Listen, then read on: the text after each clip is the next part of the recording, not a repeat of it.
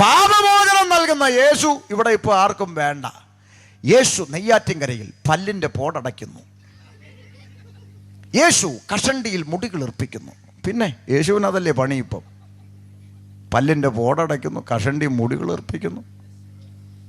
ഇവനെയൊക്കെ വല്ല തൊഴിലുറപ്പിനും വിട്ട് പണിയെടുപ്പിക്കേണ്ടതിന് പകരം. സ്വതന്ത്രം. അപ്പൊ ഇതൊക്കെ കൊണ്ട് എന്താ സംഭവിച്ചത്? സത്യസുവിശേഷത്തിന്റെ വഴിയാണ് അടയുന്നത്. ജനങ്ങൾ മടുത്തുപോയി. കൺവെൻഷൻ യോഗങ്ങൾ ആർക്കും താല്പര്യമില്ലാതായി. എന്തുകൊണ്ടാ?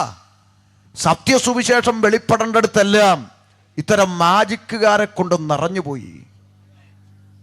സുവിശേഷം പ്രസംഗിക്കേണ്ടതിന് പകരം പെണ്ണുങ്ങളെ സ്റ്റേജിൽ കയറ്റി കുനിഞ്ഞ് നിവർന്ന് നടുവേദന പോയി.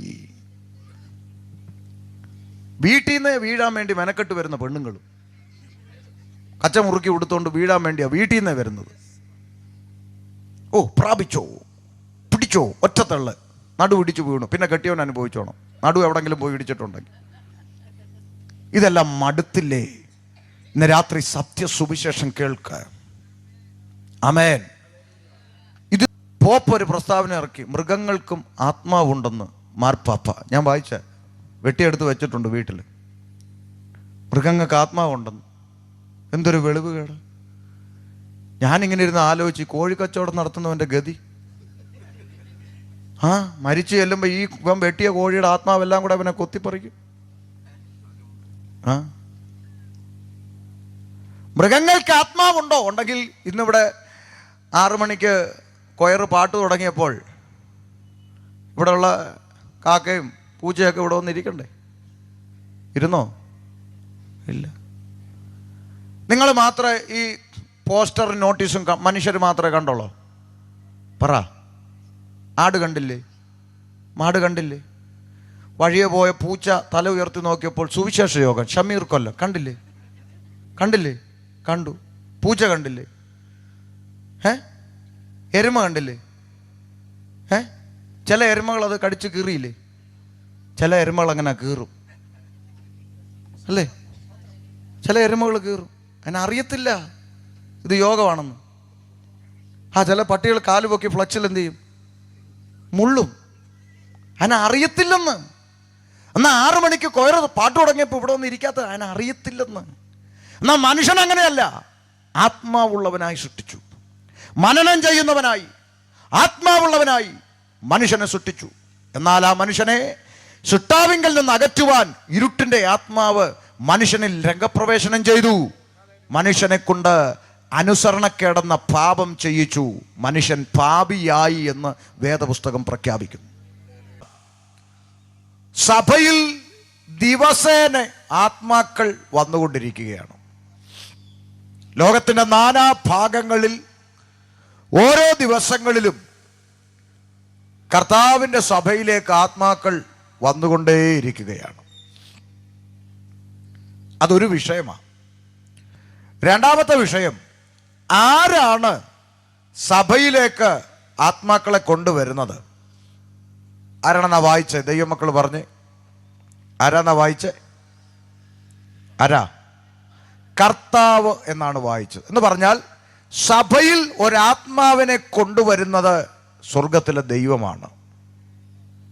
അതുകൊണ്ടാണ് നമ്മൾ പലപ്പോഴും നാട്ടിലുള്ള ആളുകളോട് പറയും, ഉപദേശിമാരെ തല്ലിയത് കൊണ്ട് സഭയിൽ ആൾ വരാതിരിക്കത്തില്ല. കാരണം ഉപദേശിമാരല്ല സഭയിൽ ആത്മാക്കളെ കൊണ്ടുവരുന്നത്, അതിൻ്റെ പിന്നിൽ പ്രവർത്തിക്കുന്ന ദൈവമാണ്. അതുകൊണ്ടാണ് ഏതെങ്കിലും ഉപദേശിമാരെ ആരെങ്കിലും തല്ലിയത് കൊണ്ട് സുവിശേഷ പ്രവർത്തനം ഒരിക്കലും അവസാനിച്ചിട്ടില്ല. അത് അവസാനിക്കത്തും ഇല്ല. ഇതിങ്ങനെ നടന്നുകൊണ്ടേയിരിക്കും. ഇനി മൂന്നാമത്തെ ചിന്ത, കർത്താവ് ആരെയാണ് സഭയിൽ കൊണ്ടുവരുന്നത്? ആരെയാണെന്നാ വായിച്ചേ? ഉറക്കെ പറഞ്ഞേ. രക്ഷിക്കപ്പെടുന്നവരെയാണ് കർത്താവ് സഭയിലേക്ക് ചേർക്കുന്നത്. ഇന്ന് സഭകളിൽ 2 തരം ആളുകളുണ്ട്. ശ്രദ്ധിച്ച്, 2 തരം ആളുകളുണ്ട്. ഒന്ന് രക്ഷിക്കപ്പെട്ടവർ, 2 രക്ഷപ്പെടാൻ വന്നവർ. 2 കൂട്ടം ആളുകൾ ഇന്ന് സഭയിലുണ്ട്. പെന്തക്കോസ്തിൽ പോയാൽ രക്ഷപ്പെടാമെന്ന് പറഞ്ഞ് ചിലരെന്ത് ചെയ്യും? പ്രാർത്ഥനയ്ക്ക് വരും. കുറച്ചു കാലം വന്നിട്ട് പറയുമോ അവിടെ പോയിട്ട് വലിയ ഗുണമൊന്നും ഇല്ല എന്ന് പറഞ്ഞ് വന്ന വഴി അവരെന്ത് ചെയ്യും? തിരിച്ചു പോകും. വേറെ ചിലരുണ്ട്, രക്ഷപ്പെടാമെന്ന് പറഞ്ഞ് ഇതിനകത്ത് വരും, അത്യാവശ്യം രക്ഷപ്പെട്ട് നല്ല സെറ്റപ്പൊക്കെ ആയി കഴിയുമ്പോൾ അവരിതിട്ടേച്ച് എന്ത് ചെയ്യും? തിരിച്ചു പോകും. ഈ രണ്ട് കൂട്ടരും എന്തിനു വന്നതാ? രക്ഷപ്പെടാൻ. അങ്ങനെ എത്രയോ പേര് രക്ഷപ്പെട്ടിട്ടുണ്ട് അല്ലേ? ഈ നെയ്യാറ്റിൻകര കൊണ്ട് രക്ഷപ്പെട്ട എത്ര ആളുകളുണ്ട്? സജിത്ത് കണ്ണൂരിനെ പോലെ നെയ്യാറ്റിൻകര കൊണ്ടും പാറശാല കൊണ്ടും ഒക്കെ രക്ഷപ്പെട്ട പുള്ളികളാണ്. കാര്യം ഇവിടെ വന്ന മാജിക്ക് കാണിച്ച് പാവങ്ങളെ പറ്റിച്ച് ചാക്ക് കണക്കിന് പണമൊക്കെ കൊണ്ടുപോയ എത്ര ആളുകൾ? സജിത്ത്, ലോറൻസ്, തങ്കു, താരു ഇവരൊക്കെ ഇതിനകത്ത് വന്ന് രക്ഷപ്പെട്ടു. പക്ഷേ തങ്കുവൊക്കെ ഇപ്പോഴും ഉണ്ട്, താരുവും ഉണ്ട്. പക്ഷേ സജിത്തൊക്കെ പോയി, തിരിച്ചുപോയി. കാര്യം ഇവിടെ വന്ന കാര്യം നടന്നതുകൊണ്ട് തിരിച്ചുപോയി. രക്ഷപ്പെടാൻ വന്ന രക്ഷപ്പെട്ടു. അത്യാവശ്യം കണ്ട ഇപ്പോൾ കഴിഞ്ഞ ദിവസം വാർത്തയിലൊക്കെ പറഞ്ഞു മൂന്നാറിലെ ഇടുക്കിയിലൊക്കെ നല്ല എസ്റ്റേറ്റും പിന്നെ റിസോർട്ടും ഒക്കെ പണിഞ്ഞു. ചങ്ങനാശ്ശേരിയിൽ ബാർബിക്യൂ ഹോട്ടലൊക്കെ ആയി. അപ്പോൾ അത്യാവശ്യം രക്ഷപ്പെട്ടു. എന്നാൽ കർത്താവ് സഭയിലേക്ക് ചേർക്കുന്നത് രക്ഷപ്പെടാൻ വരുന്നവരെ അല്ല, രക്ഷിക്കപ്പെടുന്നവരെ. രണ്ടും തമ്മിലുള്ള വ്യത്യാസമുണ്ട്. രക്ഷിക്കപ്പെടുക എന്ന് പറഞ്ഞാൽ പാപമോചനം പ്രാപിക്കുന്നവരെയാണ് കർത്താവ് തൻ്റെ സഭയിലേക്ക് ചേർക്കുന്നത്. അത് വളരെ കുറച്ചേ കാണത്തുള്ളൂ. അവരാരും എന്തെങ്കിലും പ്രതീക്ഷിച്ചു വരുന്നവര് അല്ല. അങ്ങനെ പ്രതീക്ഷിച്ചു വരുന്നവരല്ലാത്തത് കൊണ്ട് തന്നെ എന്ത് കാരണം കൊണ്ടും അവർ ഈ പുസ്തകം വിട്ടെന്ത് ചെയ്യില്ല, പോകത്തില്ല.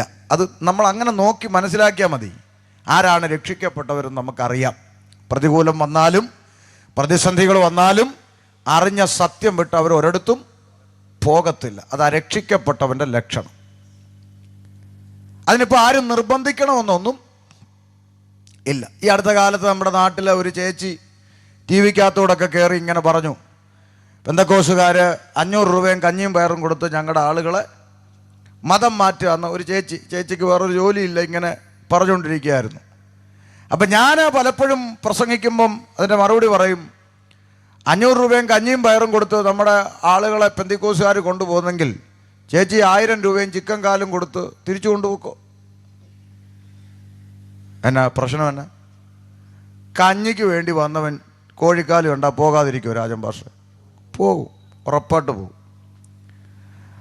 അപ്പോൾ കഞ്ഞിയും പയറും കിട്ടാൻ വേണ്ടിയൊക്കെ പെന്തക്കോസി വന്നെന്നൊക്കെ പറയുന്നവരെ നല്ല പണം കൊടുത്ത് ചിക്കൻ ഫ്രൈ മേടിച്ച് അങ്ങോട്ട് കൊണ്ടുപോക്കണം. ഇതിനകത്തുനിന്ന് വല്ലവരും വരുമെങ്കിലും എന്ത് ചെയ്തോണം? കൊണ്ടുപോയിക്കണം. ഇവിടെ അങ്ങും വഴക്കും പിണക്കവും നമുക്കില്ല, അങ്ങനെ പരിപാടിയൊന്നുമില്ല. എന്നാൽ യഥാർത്ഥമായി രക്ഷിക്കപ്പെട്ടവൻ്റെ ലക്ഷണം കഴുത്തറുത്ത് താഴെയിട്ടാലും അറിഞ്ഞ സത്യം വിട്ടൊരു ചുവട് പുറകോട്ട് പോകത്തില്ല. ആ കഴുത്ത് അവിടെ കിടന്ന് 1 മിനിറ്റ് പ്രസംഗിക്കും, മറ്റൊരുത്തനിലും രക്ഷയില്ല. നാം രക്ഷ പ്രാപിപ്പാൻ ആകാശത്തിൻ്റെ കീഴിൽ മനുഷ്യരുടെ ഇടയിൽ യേശു എന്ന ഏക നാമമല്ലാതെ മറ്റൊരു നാമമില്ലെന്ന് 1 മിനിറ്റും കൂടെ പ്രസംഗിച്ചിട്ടേ ആ കഴുത്ത് അവിടെ അനക്കം നിലയ്ക്കത്തുള്ളൂ. അത് രക്ഷിക്കപ്പെട്ടവൻ്റെ ലക്ഷണമാണ്. ആമേൻ. ഇനി രക്ഷിക്കപ്പെട്ടവർ സഭയിലുണ്ടോയെന്നറിയാൻ ഞാൻ ഒരിക്കൽ ഈ തിരുവനന്തപുരത്തിൻ്റെ ആ കോവളം വണ്ടിത്തടം ഭാഗത്ത് ഒരു സഭയിൽ പ്രസംഗിക്കാൻ സഭയ്ക്കകത്ത് പോയി. അപ്പോൾ ഒരു 10-40 പേര് ഉണ്ട്. അപ്പോൾ ഞാൻ ഒരാവേശത്തിന് അവരോട് ചോദിച്ചു, രക്ഷിക്കപ്പെട്ടവരെല്ലാം കരമുയർത്തി സ്തോത്രം പറയാൻ പറഞ്ഞു. അപ്പോൾ ഈ 40 പേരിൽ ഒരു 7-8 പേരെന്ത് ചെയ്തു? കൈപൊക്കി. അപ്പോൾ എൻ്റെ മനസ്സിന് ഭയങ്കര ഭാരമായി. 8 പേരൊഴികെ ബാക്കിയുള്ളവരാരും രക്ഷിക്കപ്പെട്ടില്ലയോ എന്ന് ഓർത്ത് ഞാൻ പ്രസംഗിക്കാൻ ചിന്തിച്ചുകൊണ്ട് വന്ന വിഷയം ഞാൻ അവിടെ വെച്ച് മാറ്റി. കാര്യം ഇവരെല്ലാം രക്ഷിക്കപ്പെടണമല്ലോ എന്ന് ഓർത്ത് സുവിശേഷം പറയാമെന്ന് വിചാരിച്ച് ഞാൻ സബ്ജക്റ്റ് മാറ്റാൻ തുടങ്ങിയപ്പോൾ എൻ്റെ ഉള്ളിലൊരു ചിന്ത വന്ന് ഞാൻ വീണ്ടും അവരോട് ഒന്നുകൂടെ ചോദിച്ചു, സ്നാനപ്പെട്ടവരെല്ലാം കൈപൊക്കാൻ പറഞ്ഞു. അപ്പം 40 പേരും പൊക്കി.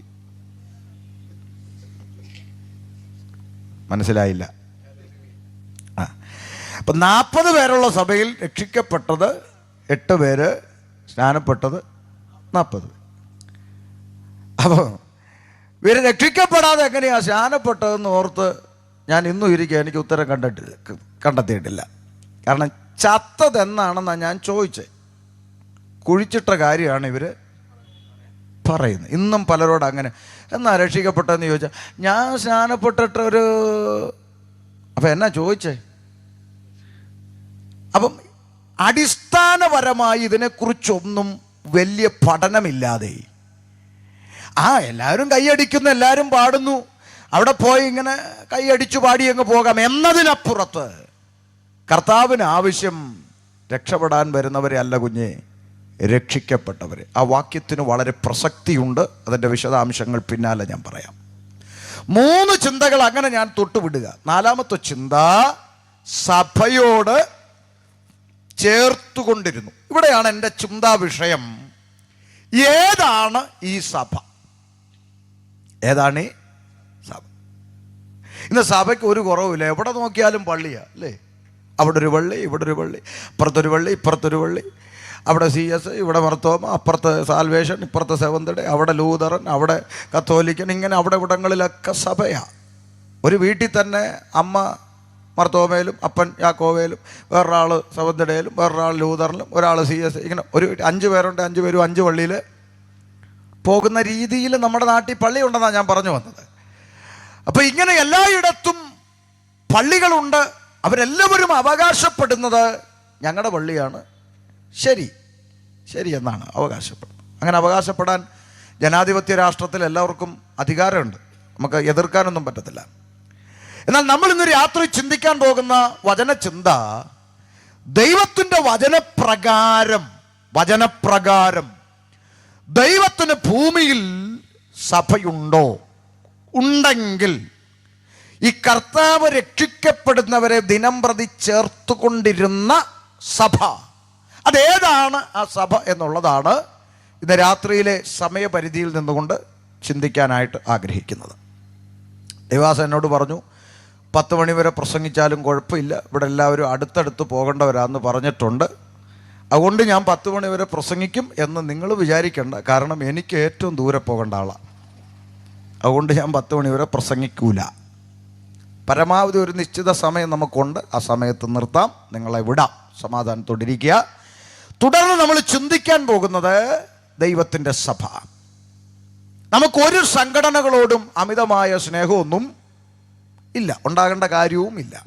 കാരണം ഒരു സംഘടനകളും ഒരു പള്ളിക്കാരും ആരെയും സ്വർഗത്ത് കൊണ്ടുപോകത്തില്ല. അതിന് ദൈവത്തിൻ്റെ വചനത്തിന് മാത്രമേ കഴിയത്തുള്ളൂ.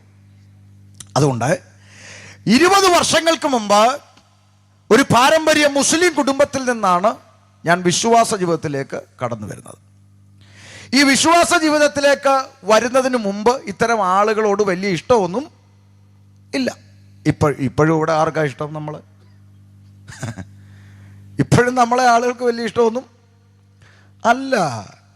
അന്യഗ്രഹ ജീവികളെ കാണുന്ന പോലെയല്ലേ പെന്തിക്കോസുകാരെ ജനം നോക്കുന്നു. ഏതാണ്ട് ഗ്രഹത്തിൽ നിന്ന് ഇറങ്ങി വന്ന പോലെയൊക്കെ. അപ്പോൾ പണ്ട് എനിക്കും ഇത്തരം ആളുകളോട് വലിയ താല്പര്യമൊന്നും ഇല്ല. എൻ്റെ കൂട്ടുകാര് പലപ്പോഴും പറയും, എടാ വരുന്നെന്ന് ചോദിക്കും, എവിടാന്ന് ചോദിക്കും. ആ ഒരു കോമഡി കാണാനാണ്. എവിടെ കോമഡി? അല്ല, അവിടെ ഒരു കൂട്ടം ആളുകളുണ്ട്, ചിരിക്കാൻ വകയുണ്ടെന്ന് പറയും. അങ്ങനെ വിളിച്ചോണ്ട് പോകും. എന്തിനാണെന്നറിയാമോ? ആ കുറച്ച് പേര് മൂടിട്ടിടിക്കുന്ന കാണാമെന്ന് പറയും. അപ്പം നമ്മൾ മൂടിട്ടിടിക്കുന്നു ആന്നേ. അപ്പോൾ ചിലപ്പോൾ ഈ പ്രാർത്ഥിക്കുന്ന ഉപവാസ പ്രാർത്ഥന നടക്കുന്ന പള്ളിയുടെ അടുത്തോട്ട് അയ്യന്മാർ കൊണ്ടുവന്നേ. എന്നിട്ട് ജനലിൽ കൂടെ നോക്കാൻ പറയും. എന്നല്ല പെണ്ണുങ്ങളെല്ലാം കൂട്ടി ഇങ്ങനെ അന്യഭാഷ പറഞ്ഞ് നിലത്തിട്ടിടിക്കുന്ന കണ്ടോണ്ട് ഈ മൂടിട്ടിടിക്കുന്നു എന്ന് പറഞ്ഞ് പുറത്ത് നിന്ന് പലവട്ടം കളിയാക്കി ചിരിച്ചിട്ടുണ്ട് കേട്ടോ, പരിഹസിച്ച് ചിരിച്ചിട്ടുണ്ട്. എന്നാൽ ഇന്ന് രാത്രി പൊൻവിളയിൽ നിന്നുകൊണ്ട് പറയാം, കഴിഞ്ഞ 20 വർഷമായി ഈ പുസ്തകം ചുമക്കുവാൻ ദൈവം എനിക്ക് നൽകിയ ഭാഗ്യത്തെ ഓർത്ത് ഞാൻ കർത്താവിനെ സ്തുതിക്കുന്നു. അതുകൊണ്ട് ഞാൻ ഇന്നലെയും പ്രസംഗിക്കാൻ പോയടത്തും പറഞ്ഞ കാര്യമാണ്, ചിലരെങ്കിലും ഇതിനെ എതിർക്കണം, എന്നാലേ നാളെ അവനിത് ചുമക്കത്തുള്ളൂ. സോദരം, കോട്ടയത്ത് ഷിബു മാലം എന്ന് പറയുന്ന ഒരു പ്രസംഗകനുണ്ട്. ഒരു കാലത്ത് നമ്മുടെ തിരുവനന്തപുരത്തൊക്കെ ഒത്തിരി പ്രസംഗിച്ച പുള്ളി മിമിക്രിക്കാരനായിരുന്നു. സ്റ്റേജിൽ കയറി പെന്തിക്കോസുകാരുടെ അന്യഭാഷ കളിയാക്കാൻ വാ തുറന്നപ്പം തമ്പുരാൻ തൊണ്ട അങ്ങ് അടച്ചു, പിന്നെ പറയാൻ പറ്റിയില്ല. അങ്ങനെ കാലം കഴിഞ്ഞപ്പോൾ ഇന്ന് സുവിശേഷ പ്രസംഗകനായി. പുള്ളി എല്ലാവരും ഓർക്കുന്ന ഒരു സംഭവമുണ്ട്, അത് പറയും. ഒരു ദിവസം കോട്ടയത്തിൻ്റെ ഒരു ഭാഗത്തൊരു പരസ്യോഗം നടത്താൻ ജംഗ്ഷനിൽ ചെന്ന് നിന്നപ്പോൾ ആ ജംഗ്ഷനിലെ പരസ്യോഗം ഇഷ്ടപ്പെടാത്ത കുറച്ച് അണ്ണന്മാരുണ്ട്. അത് എല്ലായിടത്തും കാണും അങ്ങനെ കുറച്ച് അണ്ണന്മാർ. ഈ അണ്ണന്മാർ പറഞ്ഞു ഇവിടെ പ്രസംഗിക്കാൻ പറ്റത്തില്ല, എടുത്തുകൊണ്ട് പോടാന്നൊക്കെ പറഞ്ഞ് ഈ കോളാമ്പി, പണ്ടത്തെ ചെറിയ കോളാമ്പിയും പിടിച്ചുകൊണ്ട് പുള്ളി ഓടിച്ചു. ഇച്ചിരി കഴിഞ്ഞ് പുള്ളി അങ്ങ് പോയി. ഇച്ചിരി കഴിഞ്ഞപ്പം ഈ അണ്ണന്മാർ ഈ പരസ്യയോഗത്തിൻ്റെ ശബ്ദം കേൾക്കുന്നു കോളാമ്പി കൂടെ. ഇവൻ പിന്നെയും വന്നോന്നും പറഞ്ഞ് അണ്ണന്മാരെല്ലാം കൂടെ വന്ന് നോക്കിയപ്പം പുള്ളി ആനപ്പുറത്തിരുന്ന് ഒരാനക്കാരനെ കണ്ട് ചില്ലറ കൊടുത്തിട്ട് പറഞ്ഞു എന്നെ ആനപ്പുറത്തൊന്ന് എന്നിട്ട് അതിൻ്റെ മേലെ കയറി എന്നിട്ട് പറഞ്ഞു ഞാൻ പ്രസംഗിക്കാൻ പോവാ വാടാന്ന് പറഞ്ഞു. ആനയുടെ അടുത്തോട്ട് ആരെങ്കിലും ചെല്ലും. അപ്പം എന്ന് പറഞ്ഞ പോലെ ഒരു കാലത്ത് ഇതിനെയൊക്കെ കളിയാക്കിയും പരിഹസിച്ചും ഒക്കെ നടന്നവരാ നമ്മളും. എന്നാൽ ഇന്ന് ഈ സത്യം തിരിച്ചറിയാൻ ദൈവം ഭാഗ്യം നൽകി. കഴിഞ്ഞ 20 വർഷമായി ഞാനും എൻ്റെ ഉമ്മയും 2 സഹോദരിമാരും ഭാര്യയും കുഞ്ഞുങ്ങളും അടക്കം എല്ലാവർക്കും ജീവനുള്ള ദൈവത്തിൻ്റെ മക്കളാകുവാൻ ദൈവം ഭാഗ്യം തന്നു. ഓർത്ത് ഞാൻ ദൈവത്തെ സ്തുതിക്കുന്നു.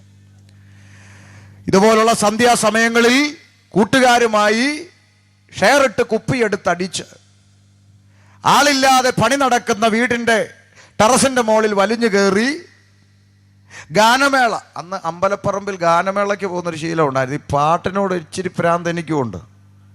അതുകൊണ്ട് അന്ന് ഇങ്ങനെ ഉത്സവപ്പറമ്പിൽ പാടി നടക്കുന്ന കാലമാണ്.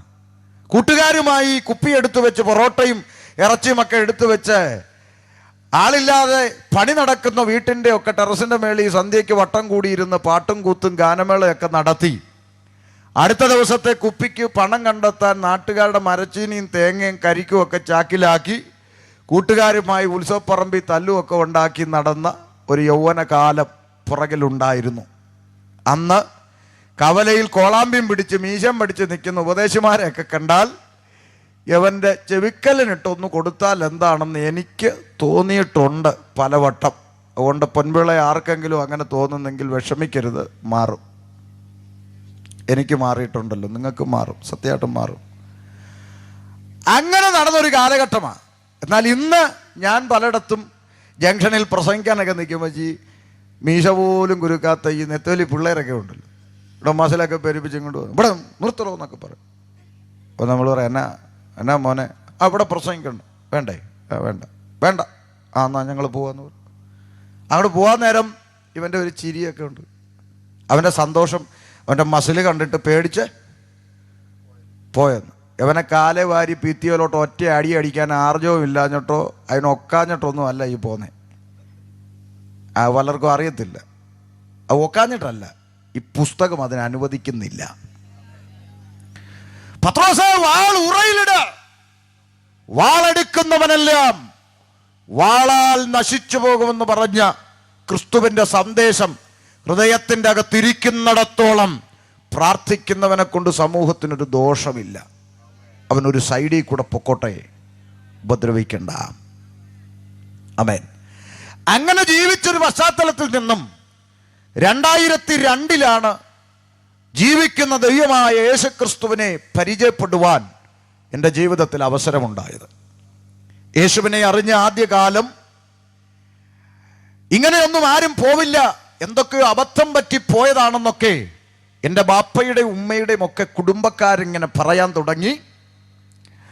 ഒടുവിൽ ഞങ്ങളെ കുടുംബത്തിൽ നിന്ന് പുറത്താക്കിക്കൊണ്ട് ഒരു പ്രഖ്യാപനം നടത്തിയവര് പെന്തിക്കോസിൽ തുള്ളാൻ പോയെങ്കിൽ തെണ്ടി തിരിഞ്ഞ് ഞങ്ങളുടെ അടുക്ക് വരും എന്ന് പറഞ്ഞു. പ്രിയരെ, ന്യായമായ കാര്യങ്ങൾക്ക് മറുപടി പറയുന്ന ശീലം അന്നും എനിക്കുണ്ട്, ഇന്നുമുണ്ട്.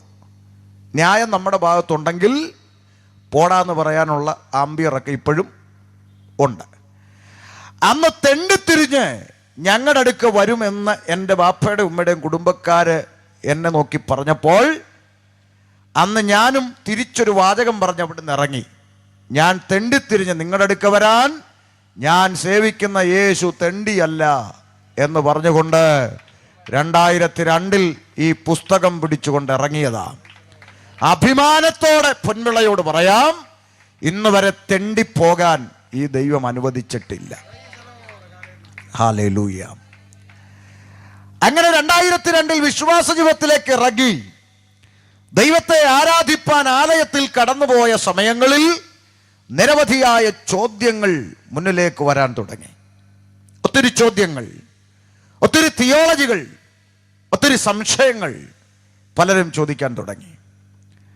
എന്തുകൊണ്ടിങ്ങനെ പോയി, എന്തുകൊണ്ടിങ്ങനെ പോയി, ഇത് ശരിയാണോ, ഇത് തെറ്റല്ലേ എന്നൊക്കെ പറഞ്ഞുകൊണ്ട് ചോദിക്കുന്നവരോട് ഉത്തരം പറയണമെങ്കിൽ പഠനം വേണം. നിങ്ങളോട് ഒരാളൊരു സംശയം ചോദിച്ചാൽ പാസ്റ്ററോട് ചോദിച്ചിട്ട് പറയാമെന്ന് പറയുന്ന കാലം കഴിഞ്ഞു. എല്ലാവരും ദൈവവചനം പഠിച്ചിരിക്കണം, മറുപടി പറയാൻ കഴിയണം. 20 വർഷങ്ങൾക്ക് മുമ്പ് മറുപടി പറയാൻ പഠിക്കേണ്ടതിന് ഞാൻ കൊല്ലത്ത് നിന്ന് അന്ന് തിരുവനന്തപുരത്ത് വന്നു. നമ്മുടെ ഭീമാപ്പള്ളി എന്ന് പറയുന്ന സ്ഥലത്ത് വന്നു. എന്തിനാ വന്നത്? അവിടെ വന്ന് ഒരു മലയാള ഖുർആൻ വാങ്ങാനാണ് വന്നത്. ഞാൻ പണ്ട് മദ്രസയിൽ പഠിച്ചത് അറബിയാ. അതിൻ്റെ ഒന്നും എല്ലാത്തിൻ്റെയും അർത്ഥം എനിക്ക് അന്ന് അറിയത്തില്ല, കുഞ്ഞല്ലേ, മദ്രസയിൽ പഠിക്കുന്ന കാലം. എന്നാൽ ബൈബിൾ അറിഞ്ഞപ്പോൾ ഇതൊന്ന് പഠിക്കണമെന്ന് തോന്നി വന്ന് മലയാള പരിഭാഷ മേടിച്ചു.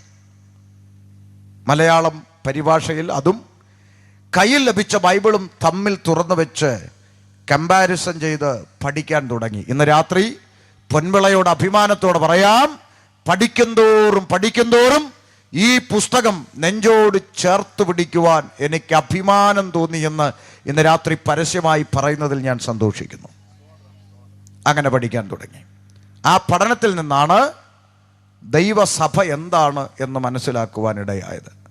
ആ മനസ്സിലായ യാഥാർത്ഥ്യങ്ങളാണ് ഇനി അങ്ങോട്ട് നിങ്ങളുടെ മുമ്പിൽ വചനത്തിൻ്റെ തെളിവിൽ നിന്നുകൊണ്ട് പറയാൻ ആഗ്രഹിക്കുന്നത്. ഞാൻ ഈ ബൈബിൾ പഠിച്ചപ്പോൾ എനിക്ക് മനസ്സിലായ യാഥാർത്ഥ്യങ്ങൾ: ഒന്ന്, ഈ ലോകം എങ്ങനെ ഉണ്ടായി എന്ന് പറഞ്ഞും കൊണ്ട് ആരംഭിക്കുന്ന വിശുദ്ധ ബൈബിൾ ലോകം എങ്ങനെ അവസാനിക്കുമെന്ന് മനോഹരമായി പറഞ്ഞു തന്നിട്ട് അവസാനിക്കുന്ന പൂർണ്ണതയുള്ള ഒരു ഗ്രന്ഥമാണ്. വാലും തലയില്ലാത്തൊരു ഗ്രന്ഥം അല്ല ബൈബിൾ, പൂർണ്ണതയുള്ള ഒരു ഗ്രന്ഥം. ആദിയിൽ ദൈവം ആകാശവും ഭൂമിയും സൃഷ്ടിച്ചു എന്ന് പറഞ്ഞുകൊണ്ട് ഈ പുസ്തകം ആരംഭം കുറിക്കുന്നു. ശേഷം ചരാചരങ്ങൾ, ഇടജാതി, മൃഗജാതി, കന്നുകാലി, നാൽക്കാലി, പറവജാതി എന്നിങ്ങനെ അടുക്കടുക്കായി പ്രപഞ്ചത്തിൽ സൃഷ്ടിപ്പ് നടത്തുന്ന പടച്ചവൻ, സൃഷ്ടാവ്, ഈശ്വരൻ, ഭഗവാൻ എന്നിങ്ങനെ മനുഷ്യൻ വിവിധ നാമകരണങ്ങളിൽ സംബോധന ചെയ്യുന്ന പ്രപഞ്ചത്തിൻ്റെ സൃഷ്ടാവിനെ കണ്ടു. പടച്ചവൻ എന്ന് ഞാൻ പറയുമ്പോൾ തെറ്റിദ്ധരിക്കരുത്. പടച്ചവൻ എന്ന വാക്കിൻ്റെ അർത്ഥം പടച്ചുണ്ടാക്കിയവൻ എന്നേ ഉള്ളൂ. ഈശ്വരൻ എന്ന് പറയുമ്പോൾ സൃഷ്ടിച്ചവൻ എന്നേ ഉള്ളൂ. സൃഷ്ടാവ് എന്നർത്ഥം വരുന്നൊരു പദം മാത്രമേ ഉള്ളൂ. എന്നാൽ സകലത്തെയും പടച്ച, സകലത്തെയും സൃഷ്ടിച്ച, സകലത്തെയും ഉണ്ടാക്കിയ ഈ ദൈവത്തിന് ഒരു പേരുണ്ട്, ഒരു നാമമുണ്ട്. ഞാൻ നടന്നു പോകുമ്പോൾ ഒരാൾ എന്നോട് ചോദിക്കുകയാണ്, പാസ്റ്റർ എവിടെ പോകുന്നു എന്ന് ചോദിച്ചാൽ തീർച്ചയായും ഞാൻ മറുപടി പറയും, എനിക്കൊരു കൺവെൻഷൻ ഉണ്ട്, ഞാൻ പോവുകയാണ്. പക്ഷേ നിങ്ങളൊരു നിമിഷം ചിന്തിച്ചേ, എൻ്റെ പേര് പാസ്റ്റർ എന്നാണോ? അല്ല, എൻ്റെ പേര് ഷമീർ എന്നാണ്. പക്ഷെ പാസ്റ്റർ എന്ന് വിളിച്ചാലും ഞാൻ വിളി കേൾക്കുന്നു, മറുപടി പറയുന്നു. കാരണം അതെൻ്റെ ഒഫീഷ്യലായിട്ടുള്ള എൻ്റെ ഡെസിഗ്നേഷനാണ് പാസ്റ്റർ എന്ന് പറയുന്നത്.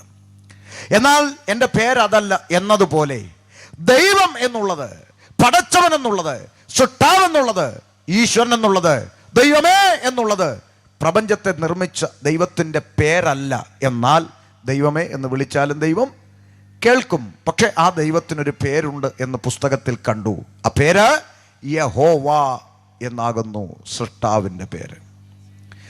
യാഹ്വേ, യഹോവയായ ദൈവം ചരാചരങ്ങൾ, ഇടജാതി, മൃഗജാതി, കന്നുകാലി എല്ലാം അടുക്കടുക്കായി സൃഷ്ടിച്ച അനന്തരം 6-ാം ദിവസം ദൈവം മനുഷ്യനെ സൃഷ്ടിക്കുന്നതായി വിശുദ്ധ ബൈബിളിൽ കണ്ടു. അന്നാണ് മനസ്സിലായത്. സ്കൂളിൽ പഠിച്ചപ്പോൾ ടീച്ചർമാർ പഠിപ്പിച്ചത് മനുഷ്യൻ കുരങ്ങിൽ നിന്നാണെന്നായിരുന്നു. എന്നാൽ ബൈബിൾ വായിച്ചപ്പോൾ മനസ്സിലായി, കുരങ്ങിൽ നിന്നല്ല, ദൈവം സൃഷ്ടിച്ചതാണ് മനുഷ്യൻ. നമ്മളിതൊക്കെ പറഞ്ഞു കൊടുത്താലും ചില അണ്ണന്മാർ പറയും, ഓ അതൊക്കെ ചുമ്മാ പറയുന്ന, മനുഷ്യൻ എവിടുന്നാണ്? കുരങ്ങിൽ നിന്നാണ്, കുരങ്ങിൽ നിന്നാണ്, കുരങ്ങിൽ നിന്നാണ്. അങ്ങനെയാണ് തിരുവനന്തപുരം മ്യൂസിയത്തിൽ ഇപ്പോഴും കിടപ്പുണ്ടല്ലോ കുറേ കുരങ്ങന്മാർ. എന്താ ആഴ്ച ഓരോ മനുഷ്യൻ ഇറങ്ങി വരാത്ത എന്ന് ചോദിച്ചാൽ അതിനൊന്നും ഉത്തരവില്ലെങ്കിലും പിന്നെയും പറയും, അതെന്തൊക്കെയാന്ന് പറഞ്ഞാലും കുരങ്ങിന്ന ആയിക്കോട്ടെ. എൻ്റെ വല്യപ്പച്ചൻ കുരങ്ങനാന്ന് ഒരുത്തൻ പറഞ്ഞാൽ പിന്നെ അവനോട് തർക്കിക്കണ്ട. അവൻ്റെ വല്യപ്പൻ കുരങ്ങനോ മുത്തച്ഛൻ കുരങ്ങനോ ചിമ്പാൻസി എന്തെങ്കിലും ആയിക്കോട്ടെ, നമുക്കതിന് വണക്കമൊന്നുമില്ലല്ലോ. ഏതായാലും നമ്മുടേതല്ല. അപ്പൊ വേദപുസ്തകം പഠിപ്പിക്കുന്നു, ദൈവം മനുഷ്യനെ സൃഷ്ടിച്ചു. മനുഷ്യനെ സൃഷ്ടിക്കുന്നതിന് തൊട്ടു മുൻപ് ദൈവം സൃഷ്ടിച്ചതായി ഞാൻ കണ്ട ചില കാര്യങ്ങളുണ്ട്. ശ്രദ്ധിക്കണം. അതത് തരം കന്നുകാലി, ഇഴജാതി, കാട്ടുമൃഗം എന്നിവയെല്ലാം ദൈവം സൃഷ്ടിച്ചു. എൻ്റെ ചോദ്യം നിങ്ങളോട്, അപ്പോൾ ഇവിടെ ആരില്ല? പറഞ്ഞേ. മനുഷ്യൻ ഇല്ല. ഇനിയിപ്പോൾ ഞാൻ ഈ പറയുന്നതിനോട് പൊൻവിളയിൽ ആർക്കെങ്കിലും എതിർവാദം ഉണ്ടെങ്കിൽ അവർക്ക് പറയാം, നിങ്ങളുടെ പുസ്തകത്തിലല്ലേ മനുഷ്യനില്ലാത്ത?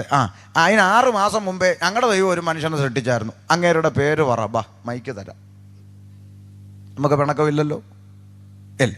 അതിന് ഉലകത്തിലുള്ള ഏത് മതവിഭാഗത്തിൽപ്പെട്ടവനോടും ആദ്യത്തെ മനുഷ്യൻ ആരാന്ന് ചോദിച്ചാൽ 2 പേരാ പറയുന്നത്, ആദം, ഔവ. അത് പറഞ്ഞത് ബൈബിളാണ്.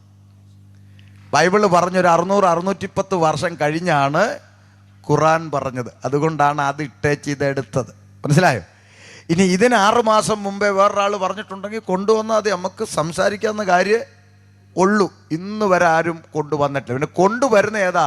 ചരിത്ര പുസ്തകങ്ങളല്ല, പിന്നെ കഥകളും കൊണ്ട്. കഥയൊന്നും ഇവിടെ വേണ്ട. കഥ എന്തെല്ലാം പണ്ട് ചോറുണ്ണാൻ വേണ്ടി എൻ്റെ ഉമ്മ എന്നോട് പറയും, അപ്പൂപ്പനും അമ്മുമ്മ ഉണ്ടായിരുന്നു, ദോശ തിന്നാൻ ആശ, കാട്ടിൽ പോയി പുലിയെ കണ്ട് പേടിച്ചു, ചാരത്തി വന്ന് ഒളിച്ചിരുന്നു, ബാക്കി പറയാൻ നോക്കുകയില്ല, പുറത്ത് കേൾക്കുന്നുണ്ട്. അപ്പം അതുകൊണ്ട് ആ കഥകളൊക്കെ ഞാനും കേട്ടിട്ടുണ്ട്. പക്ഷേ 2023 ഞാൻ ചോദിക്കുക, അമ്മ ഇനി ആ കഥ പറയണ്ട, ആ അപ്പൂപ്പനും അമ്മ ഏത് കാട്ടിലായിരുന്നു? പാലോട് വനത്തിലാണോ, മടത്തറ വനത്തിലാണോ, അതോ എരുമേലിയാണോ? പറഞ്ഞിനി ബാക്കി പറഞ്ഞാൽ മതി എന്ന് പറഞ്ഞാൽ അമ്മമാരിച്ചിരി വിഷമിക്കും. കാരണം വർഷങ്ങളായി കേൾക്കുന്ന കഥയാ.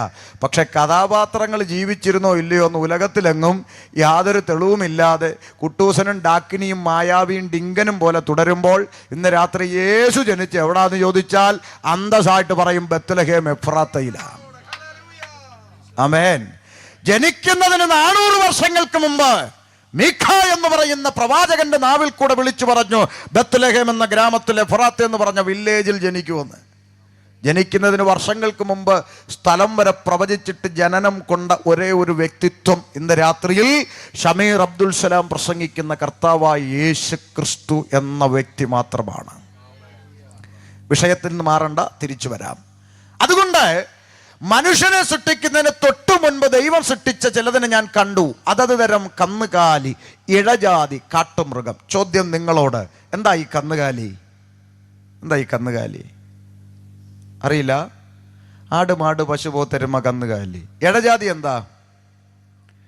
പാമ്പ് വർഗത്തിൽപ്പെട്ടതെല്ലാം ഇഴജാതി. കാട്ടുമൃഗം എന്നാ? കാട്ടി കിടക്കുന്ന കാട്ടുപന്നി, കാട്ടാന, കാട്ടുപോത്ത്, കാട്ടുമുയലെല്ലാം കാട്ടുമൃഗം. ഇതിനെയൊക്കെ തമ്പുരാൻ ഈ ഭൂമിയിൽ സൃഷ്ടിച്ചപ്പോൾ ഇവിടെ ആരില്ലെന്നാ പറഞ്ഞ്? മനുഷ്യനില്ല. മനുഷ്യനില്ലാത്തത് കൊണ്ട് കന്നുകാലി എന്തായിരുന്നു? മനുഷ്യരായിരുന്നു. എന്തായിരുന്നു? കന്നുകാലിയായിരുന്നു. ഇഴജാതി എന്തായിരുന്നു? ഇഴജാതി. കാട്ടുമൃഗോ? കാട്ടുമൃഗം. കാരണം ഇവിടെ ആരില്ല, മനുഷ്യനില്ല. അത് കഴിഞ്ഞപ്പോൾ തമ്പുരാൻ ആരെ സൃഷ്ടിച്ചു? മനുഷ്യൻ എന്ന് പറയുന്ന ഇരുകാലി ഇവിടെ വന്നു, അല്ലേ? ഇവൻ വന്നു കഴിഞ്ഞപ്പോഴാണ് ലതി ചിലതിനെ പിടിച്ച് ദൈവമാക്കി. അപ്പൊ പശു എന്തായി? അതല്ലേ ഇവിടുത്തെ പ്രശ്നം ഇപ്പൊ. അതെ. മറ്റു പലതിനെയും പിടിച്ച് മനുഷ്യൻ എന്താക്കി? സർവശക്തനായ ദൈവത്തിന് തുല്യനാക്കി. ഇന്ന് രാത്രി ശ്രദ്ധിക്കണം. ആമേൻ. ഒറ്റ വാചകം ഞാൻ നിങ്ങളോട് ചോദിക്കാം, വലിയ ഡിഗ്രി ഒന്നും വേണ്ട, ഒരു ചെറിയ വാചകം ചോദിക്കാം. മനുഷ്യനെ സൃഷ്ടിച്ചത് ആര്? അല്പം ഉറക്കെ പറയാമോ? ആര്? ദൈവം. മിടുക്കൻ. മനുഷ്യനെ സൃഷ്ടിച്ചത് ആര്? ദൈവം. എന്നാൽ ഒരു ചോദ്യം തിരിച്ചു ചോദിക്കുക, 2023 പൊൻപിളയോട് ചോദിക്കുക, മനുഷ്യനെ സൃഷ്ടിച്ചത് ആര് എന്ന ചോദ്യത്തിന് നിങ്ങൾ ഉത്തരം പറഞ്ഞു. എന്താ പറഞ്ഞേ? ദൈവം. ഇന്ന് ദൈവത്തെ സൃഷ്ടിക്കുന്നത് ആര്? അതാ പ്രശ്നം. ഏതിനെ വേണം, എങ്ങനെ വേണം? ബ്ലാക്ക് ആൻഡ് വൈറ്റ് വേണോ, കളർ വേണോ, ലിപ്സ്റ്റിക് ഇടണോ അതോ ഇടാതെ? എന്തൊക്കെ വേണമെന്ന് പറഞ്ഞാൽ ആരുണ്ടാക്കി തരും? മേപ്പോട്ട് വലിക്കുന്ന ശ്വാസം കീപ്പോട്ട് വിടാൻ കഴിയാതെ പോയാൽ വാഴത്തടി പോലെ കിടക്കുന്ന പീറം മനുഷ്യൻ പ്രപഞ്ചത്തെ നിർമ്മിച്ച സർവശക്തനായ ദൈവത്തെ നിർമ്മിച്ചു തരുമെങ്കിൽ ദൈവത്തെക്കാൾ എത്രയോ വലുതാണ് ഇവിടുത്തെ ഇരുകാലി മനുഷ്യൻ. ആ മനുഷ്യനാണ് ഇവിടെ രക്ഷ നേടാൻ വേണ്ടി നരബലി നടത്താൻ വരെ തയ്യാറായത്. എന്തൊരു ഗതികേട്! അതുകൊണ്ട് ഇന്ന് രാത്രി വേദപുസ്തകം പറയുന്നത് ശ്രദ്ധിക്കൂ. സൃഷ്ടാവായ ദൈവം ഏദൻ പൂങ്കാവനത്തിൽ അതാ മനുഷ്യനെ സൃഷ്ടിച്ചു. ആദം എന്ന് പറയുന്ന ഒരു മനുഷ്യൻ. എന്നിട്ട് പ്രപഞ്ചത്തെ നിർമ്മിച്ച ദൈവം പറഞ്ഞു, മനുഷ്യൻ ഒറ്റയ്ക്ക് ജീവിക്കുന്നത് നല്ലതല്ല, ശരിയല്ല, ഒറ്റയ്ക്ക് ജീവിച്ച പറ്റില്ല, അവന് നല്ലൊരു തുണയെ ഉണ്ടാക്കി കൊടുക്കണം എന്ന് പറഞ്ഞുകൊണ്ട് ഉലക ചരിത്രത്തിൽ ആദ്യമായി വിവാഹമെന്ന പവിത്രമായ ബന്ധം സ്ഥാപിച്ചത് ആരാ? ദൈവം. ആദ്യത്തെ കല്യാണം. ചോദിക്കട്ടെ, ചെക്കൻ്റെ പേരെന്നാ? ഉറക്കപ്പറ. ആദാം. പെണ്ണിന്റെ പേര്? നടത്തിയ ആഡിറ്റോറിയം ഏദൻ, നടത്തിയ പാസ്റ്റർ ദൈവം, അല്ലേ? മനോഹരമായൊരു കല്യാണം. അപ്പൊ ചില ആളുകൾക്കൊരു ചിന്തയുണ്ട്, ഈ ചെറുക്കൻ എങ്ങനെ ഈ പെണ്ണിനെ കെട്ടിയത്? അങ്ങനെ ഒരു ചിന്തയുണ്ട്. ആ ചിന്ത ഇന്ന് മാറണം. എങ്ങനെ കെട്ടിയത് പറയാം. ഈ ആദാം നോക്കിയപ്പോൾ അവിടെ ഒരു കാട്ടുമരത്തിന്റെ വള്ളി ഇങ്ങനെ തൂങ്ങിക്കിടക്കുന്നു. ഉടനെ ആദാം പാഞ്ഞ് പറന്ന് ഡിങ്കനെ പോലെ പറന്ന് ചെന്ന് ഈ വള്ളി അങ്ങോട്ടെടുത്ത് പൊട്ടിച്ചു കൊണ്ടുവന്ന് ഇവളെ കഴുത്തേലോട്ടിട്ട് ഒറ്റ മുറുക്ക്. ഇത് കണ്ട ദൈവം അപ്പുറത്തോട്ട് മാറിയെന്ന് 4 കൂവലും. അങ്ങനെ കാണാൻ മുറുക്കിയോ? പറ, ഉറക്കെ പറ. അങ്ങനൊന്നും മുറുക്കിയില്ല. അതാ പെന്തക്കോസുകാരും മുറുക്കാത്ത. മനസ്സിലായോ? ഇനി ആരും സംശയം ചോദിച്ചുകൊണ്ട് വരല്ല എന്നാ മുറുക്കാത്തത്. കാര്യം ഈ തിരുവനന്തപുരത്ത് കല്യാണം കൂടാൻ വന്നാൽ ഇതാ ഇന്നു മുതൽ ഇവർ ഭാര്യയും ഭർത്താവുമായി തീർന്നിരിക്കുന്നു എന്ന് പാസ്റ്റർ പറഞ്ഞു കഴിയുമ്പോൾ ഓഡിറ്റോറിയത്തിൽ ഇരിക്കുന്ന പലരും തമ്മിൽ ചോദിക്കും, കഴിഞ്ഞ തീർന്ന പെണ്ണും ചെറുക്കനും ആയ? അയ്യോ ഒന്നും കെട്ടിയില്ലല്ലേ, ഇങ്ങനെയൊക്കെ പറയുന്നത് ഞാൻ കേട്ടിട്ടുണ്ട്. അതുകൊണ്ട് ഇനി ആരും സംശയം കൊണ്ട് നടക്കണ്ട. അങ്ങനെ ഒന്നുകൊണ്ടും മുറുക്കിയല്ല ദൈവം യോജിപ്പിച്ചത്. അതുകൊണ്ട് ഈ ദൈവമല്ല ഈ മുറുക്ക് കണ്ടുപിടിച്ചത്. പിന്നെ ആരാ? മനുഷ്യനാ. അവൻ ഉണ്ടാക്കിയതായി മുറുക്ക്. എന്തിനെന്നറിയാമോ? അവന് തോന്നുമ്പം ഇത് പൊട്ടിച്ചിട്ട് അടുത്ത മുറുക്കാൻ. അപ്പൊ ഇങ്ങനെ ഓടി നടന്ന് മുറുക്കാൻ വേണ്ടി മനുഷ്യൻ കണ്ടുപിടിച്ചൊരു പരിപാടിയെ മുറുക്കാൻ. എന്നാ ദൈവം യോജിപ്പിച്ചത് എങ്ങനെന്നറിയാമോ? മഹാദൈവം സാക്ഷിയായി ആദം ഹവ്വയോടൊരു ഉടമ്പടി ചെയ്തു. എന്താണ് ഇത്? എൻ്റെ അസ്ഥിയിൽ നിന്ന് അസ്ഥി, എൻ്റെ മാംസത്തിൽ നിന്ന് മാംസം. ആ ഉടമ്പടിക്കകത്ത് ഒളിച്ചിരിക്കുന്ന ഒരു രഹസ്യമുണ്ട് പ്രിയപ്പെട്ടവരെ. അസ്ഥിക്ക് മാംസം കൂടാതെയോ മാംസത്തിന് അസ്ഥി കൂടാതെയോ ഭൂമിയിൽ ഒരു ജീവിതം ഇല്ല. ഉണ്ടോ? ഇവിടെ പ്രസംഗിച്ചുകൊണ്ട് നിൽക്കുന്ന എൻ്റെ ശരീരത്തിൽ അസ്ഥിയുണ്ട്, മാംസം ഒട്ടും ഇല്ലെന്നിരിക്കട്ടെ. പിള്ളേരെന്നെ എടുത്ത് ലാബിൽ കൊണ്ട് തൂക്കിയിടത്തില്ലേ പഠിക്കാൻ? ആ, എന്നാൽ മാംസമുണ്ട്, അസ്ഥിയില്ലെന്നിരിക്കട്ടെ. ഇങ്ങനെ നിൽക്കുമോ? ഓ ഇല്ല. പിന്നെന്ത് ചെയ്യും? ആണ്ട മൈദാമാവ് കുഴച്ചിട്ടിരിക്കുന്ന പോലെ അവിടെ കിടക്കും. അപ്പൊ അസ്ഥിയും മാംസവും ഉണ്ടെങ്കിൽ ഇങ്ങനെ നിവർന്നു നിന്ന് പ്രസംഗിക്കാൻ പറ്റൂ. ശരിയല്ലേ? ശരിയാ.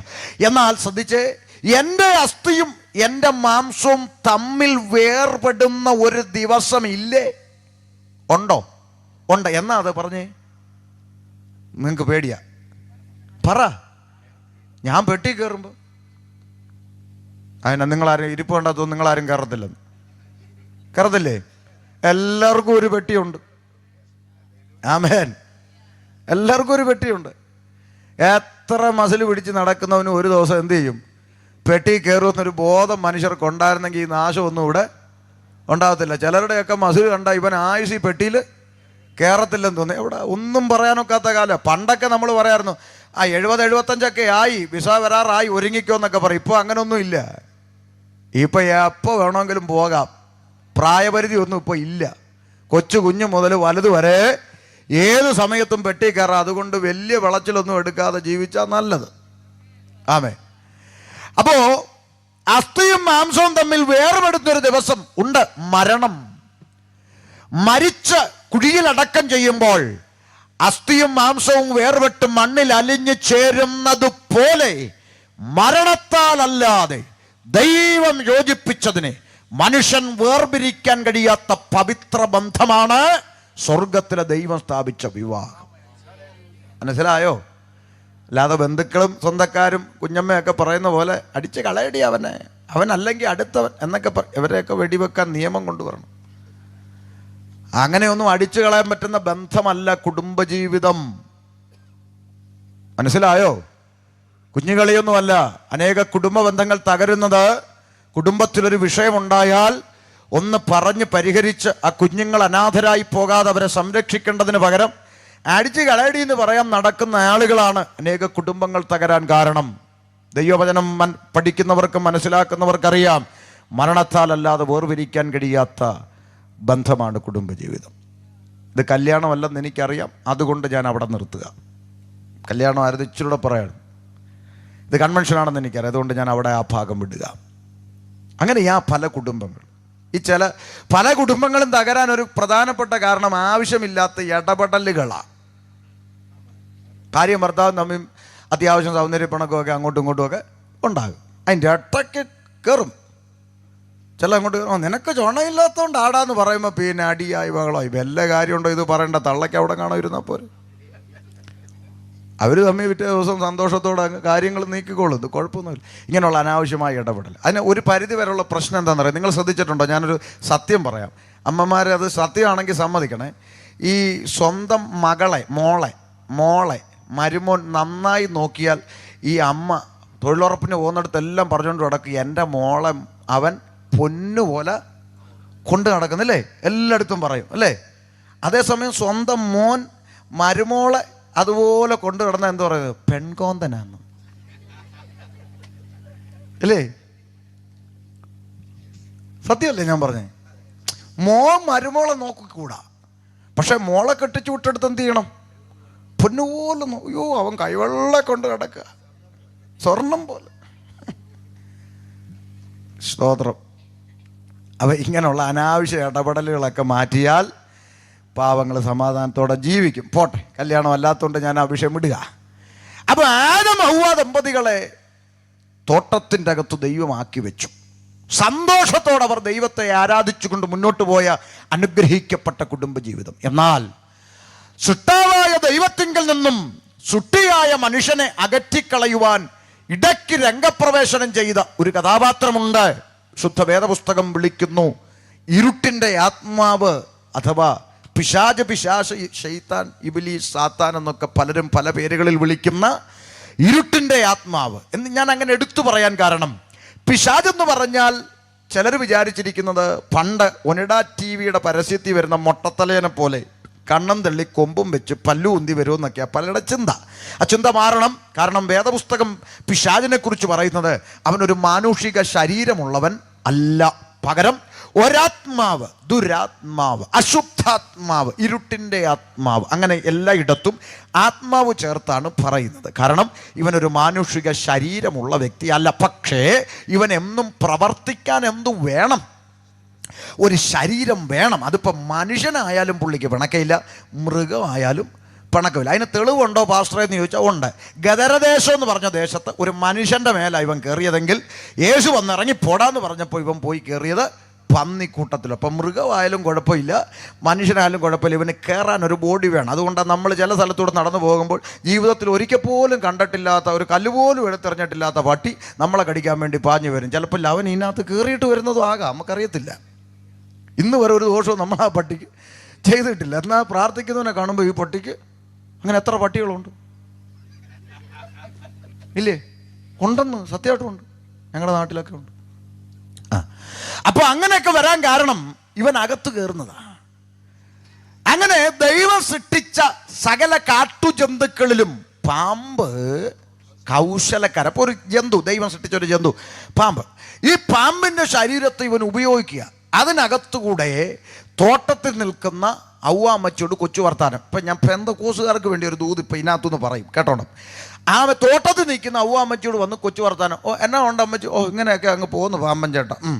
സന്തോഷമാണോ? ഓ പിന്നെ ദൈവം എല്ലാ കാര്യങ്ങളും നോക്കുന്നുണ്ടെന്ന്. അപ്പോൾ ഈ തോട്ടത്തിൻ്റെ നടുക്ക് നിൽക്കുന്ന വൃക്ഷഫലം ഇത് തിന്നരുതെന്ന് ദൈവം കൽപ്പിച്ചിട്ടുണ്ടോയെന്ന് ഔവാമ്മച്ചിയോടൊരു ചോദ്യം ഇയാൾ അങ്ങോട്ട് ഇട്ടുകൊടുത്തു. എൻ്റെ ചോദ്യം നിങ്ങളോട് ചോദിക്കുക, ഈ പാമ്പ് ഏത് ജന്തു എന്നാണ് ബൈബിളിൽ എഴുതിയിരിക്കുന്നത്? ശ്രദ്ധിച്ചിട്ടുണ്ടോ? ഏത് ജന്തു എന്നാ? ദൈവം സൃഷ്ടിച്ച സകല കാട്ടുജന്തുക്കളിലും പാമ്പ് കൗശലക്കാരൻ അല്ലേ? പാമ്പ് കൗശലക്കാരൻ. അപ്പോൾ പാമ്പ് ഏത് ജന്തു? കാട്ടുജന്തു. പെണ്ണും ചെറുക്കനും എവിടെ? കാട്ടിലാണോ തോട്ടത്തിലാണോ? തോട്ടത്തിൽ. ഇപ്പം കാട്ടുജന്തു എവിടെ വന്നു? തോട്ടത്തിൽ വന്നു. കണ്ടോ? അപ്പം തോട്ടത്തിൽ വന്ന് ചോദ്യം ചോദിച്ചപ്പം ഈ അമ്മച്ചിക്ക് പറയാം, ഇവിടെ ദൈവം കഴിക്കണോ കഴിക്കണ്ടെന്ന് പറഞ്ഞൊക്കെ ഞങ്ങൾ ദൈവമായിട്ട് തീർത്തോളാം, ചേട്ടൻ കാട്ടിലെ കാര്യം നോക്കിയാൽ മതി, തോട്ടത്തിലെ കാര്യത്തോട്ട് ഇടപെടാൻ വരണ്ട എന്ന് പറഞ്ഞെങ്കിൽ ഈ വിപത്ത് നടക്കുമോ? ഇല്ല. അപ്പം ദൈവസഭയാകുന്ന തോട്ടത്തിൽ വേലി പൊളിഞ്ഞു കിടന്നാൽ സകല പാമ്പ് കുഞ്ഞുങ്ങളും തോട്ടത്തിൽ കയറും. തോട്ടത്തിൽ കയറാതിരിക്കണമെങ്കിൽ അവിടെ ഒരാളെ ആക്കി വെച്ചിട്ടുണ്ടായിരുന്നു. ആരാ? ആദാം. എന്നിട്ട് അവനോട് പറഞ്ഞൊരു ഉത്തരവാദിത്വം ഉണ്ടായിരുന്നു, തോട്ടത്തിൽ വേല ചെയ്യണം, 2 തോട്ടം കാക്കണം. അപ്പോൾ ഈ കാട്ടുജന്തു അമ്മച്ചിയോട് വന്ന് കൊച്ചുവർത്താനം പറഞ്ഞ് തെറ്റിച്ചപ്പോൾ കാവൽക്കാരൻ എവിടെ പോയി? ഉപദേശിമാർക്ക് ദൂത് പിടികിട്ടിയോ? അപ്പോൾ കാവൽക്കാരൻ സ്ട്രോങ് അല്ലെങ്കിൽ സകല കാട്ടുജന്തുക്കളും എവിടെ കയറും? തോട്ടത്തിൽ കയറും. അങ്ങനെ കയറിയ പാമ്പും കുഞ്ഞുങ്ങളാണ് നേരത്തെ പറഞ്ഞ സജിത്ത് കണ്ണൂറും ലോറൻസും ടിജോ തോമസും ജെയിംസ് മേമന ബിനോയ് ആറന്മുള ബിന്നി സ്റ്റീഫൻ ബിജി അഞ്ജലി ഇങ്ങനെ കിടക്കുക. ഈ പാമ്പും കുഞ്ഞുങ്ങളൊക്കെ ഈ തോട്ടത്തിൽ വന്ന് കയറാൻ കാരണം ഉപദേശിമാർ സ്ട്രോങ് അല്ലാതെ പോയത് കൊണ്ടാണ്. കാവൽക്കാരൻ സ്ട്രോങ് ആയിരിക്കണം. വചനം വിട്ട് നടക്കുന്ന, ദുരുപദേശം പ്രസംഗിക്കുന്ന, മാജിക്ക് കാണിക്കുന്ന ഒരുത്തനെയും ദൈവസഭയ്ക്കകത്ത് കയറ്റത്തില്ലെന്ന് തീരുമാനിക്കണം. പക്ഷേ അതിന് വിശ്വാസികൾ സമ്മതിക്കത്തില്ല. അവർക്ക് മാജിക്കാണ് ഇഷ്ടം. ഞാൻ ഒരു ഉദാഹരണം നിങ്ങളോട് പറയാം, ശരിയാണെങ്കിൽ നിങ്ങൾ സമ്മതിക്കണം, തെറ്റാണ് തെറ്റെന്ന് പറയാം. ഇന്ന് ഇവിടെ ഈ സമയത്ത് ഈ രാത്രിയിൽ ഷമീർ കൊല്ലം പ്രസംഗിക്കുന്നതിന് പകരം ഇവിടെ മുതുകാട വന്നെന്ന് വെച്ചു. മുതുകാട വന്നെന്ന്, മുതുകാടിനെ അറിയാവോ?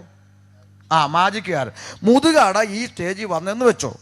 ഇവിടെയുള്ള സകലമാന മനുഷ്യരും ഇവിടെ ഇവിടെ സ്ഥലം തികയാതെ വന്നേനെ മുതുകാടായിരുന്നു ഇല്ലേ? അപ്പം മുതുകാട് ഇവിടെ നിന്നോണ്ട് ഒരു പെങ്കൊച്ചിനെ സ്റ്റേജിലോട്ട് വിളിക്കുക. അവൾ ഇങ്ങോട്ട് വന്നു. ഇവിടെ ഒരു ബെഞ്ചിൻ്റെ പുറത്ത് അവളെ കിടത്തി. എന്നിട്ട് മുതുകാട് ഇങ്ങനെ 2 മന്ത്രമൊക്കെ ചൊല്ലി എന്നിട്ട് കൈ ഇങ്ങനെ പൊക്കിയപ്പോൾ ഈ പെങ്കൊച്ച് എന്ത് ചെയ്യുക?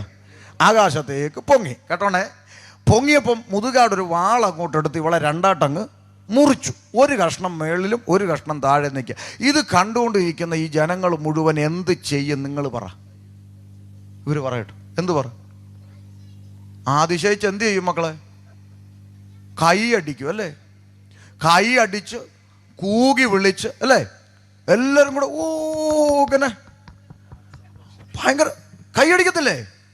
കൈ അടിക്കും. ഇപ്പോഴത്തെ ന്യൂജൻ പിള്ളേരുടെ ഭാഷയിൽ പറഞ്ഞാൽ ചിലരെന്ത് ചെയ്യും? ഇങ്ങനെ എന്ത് ചെയ്യും?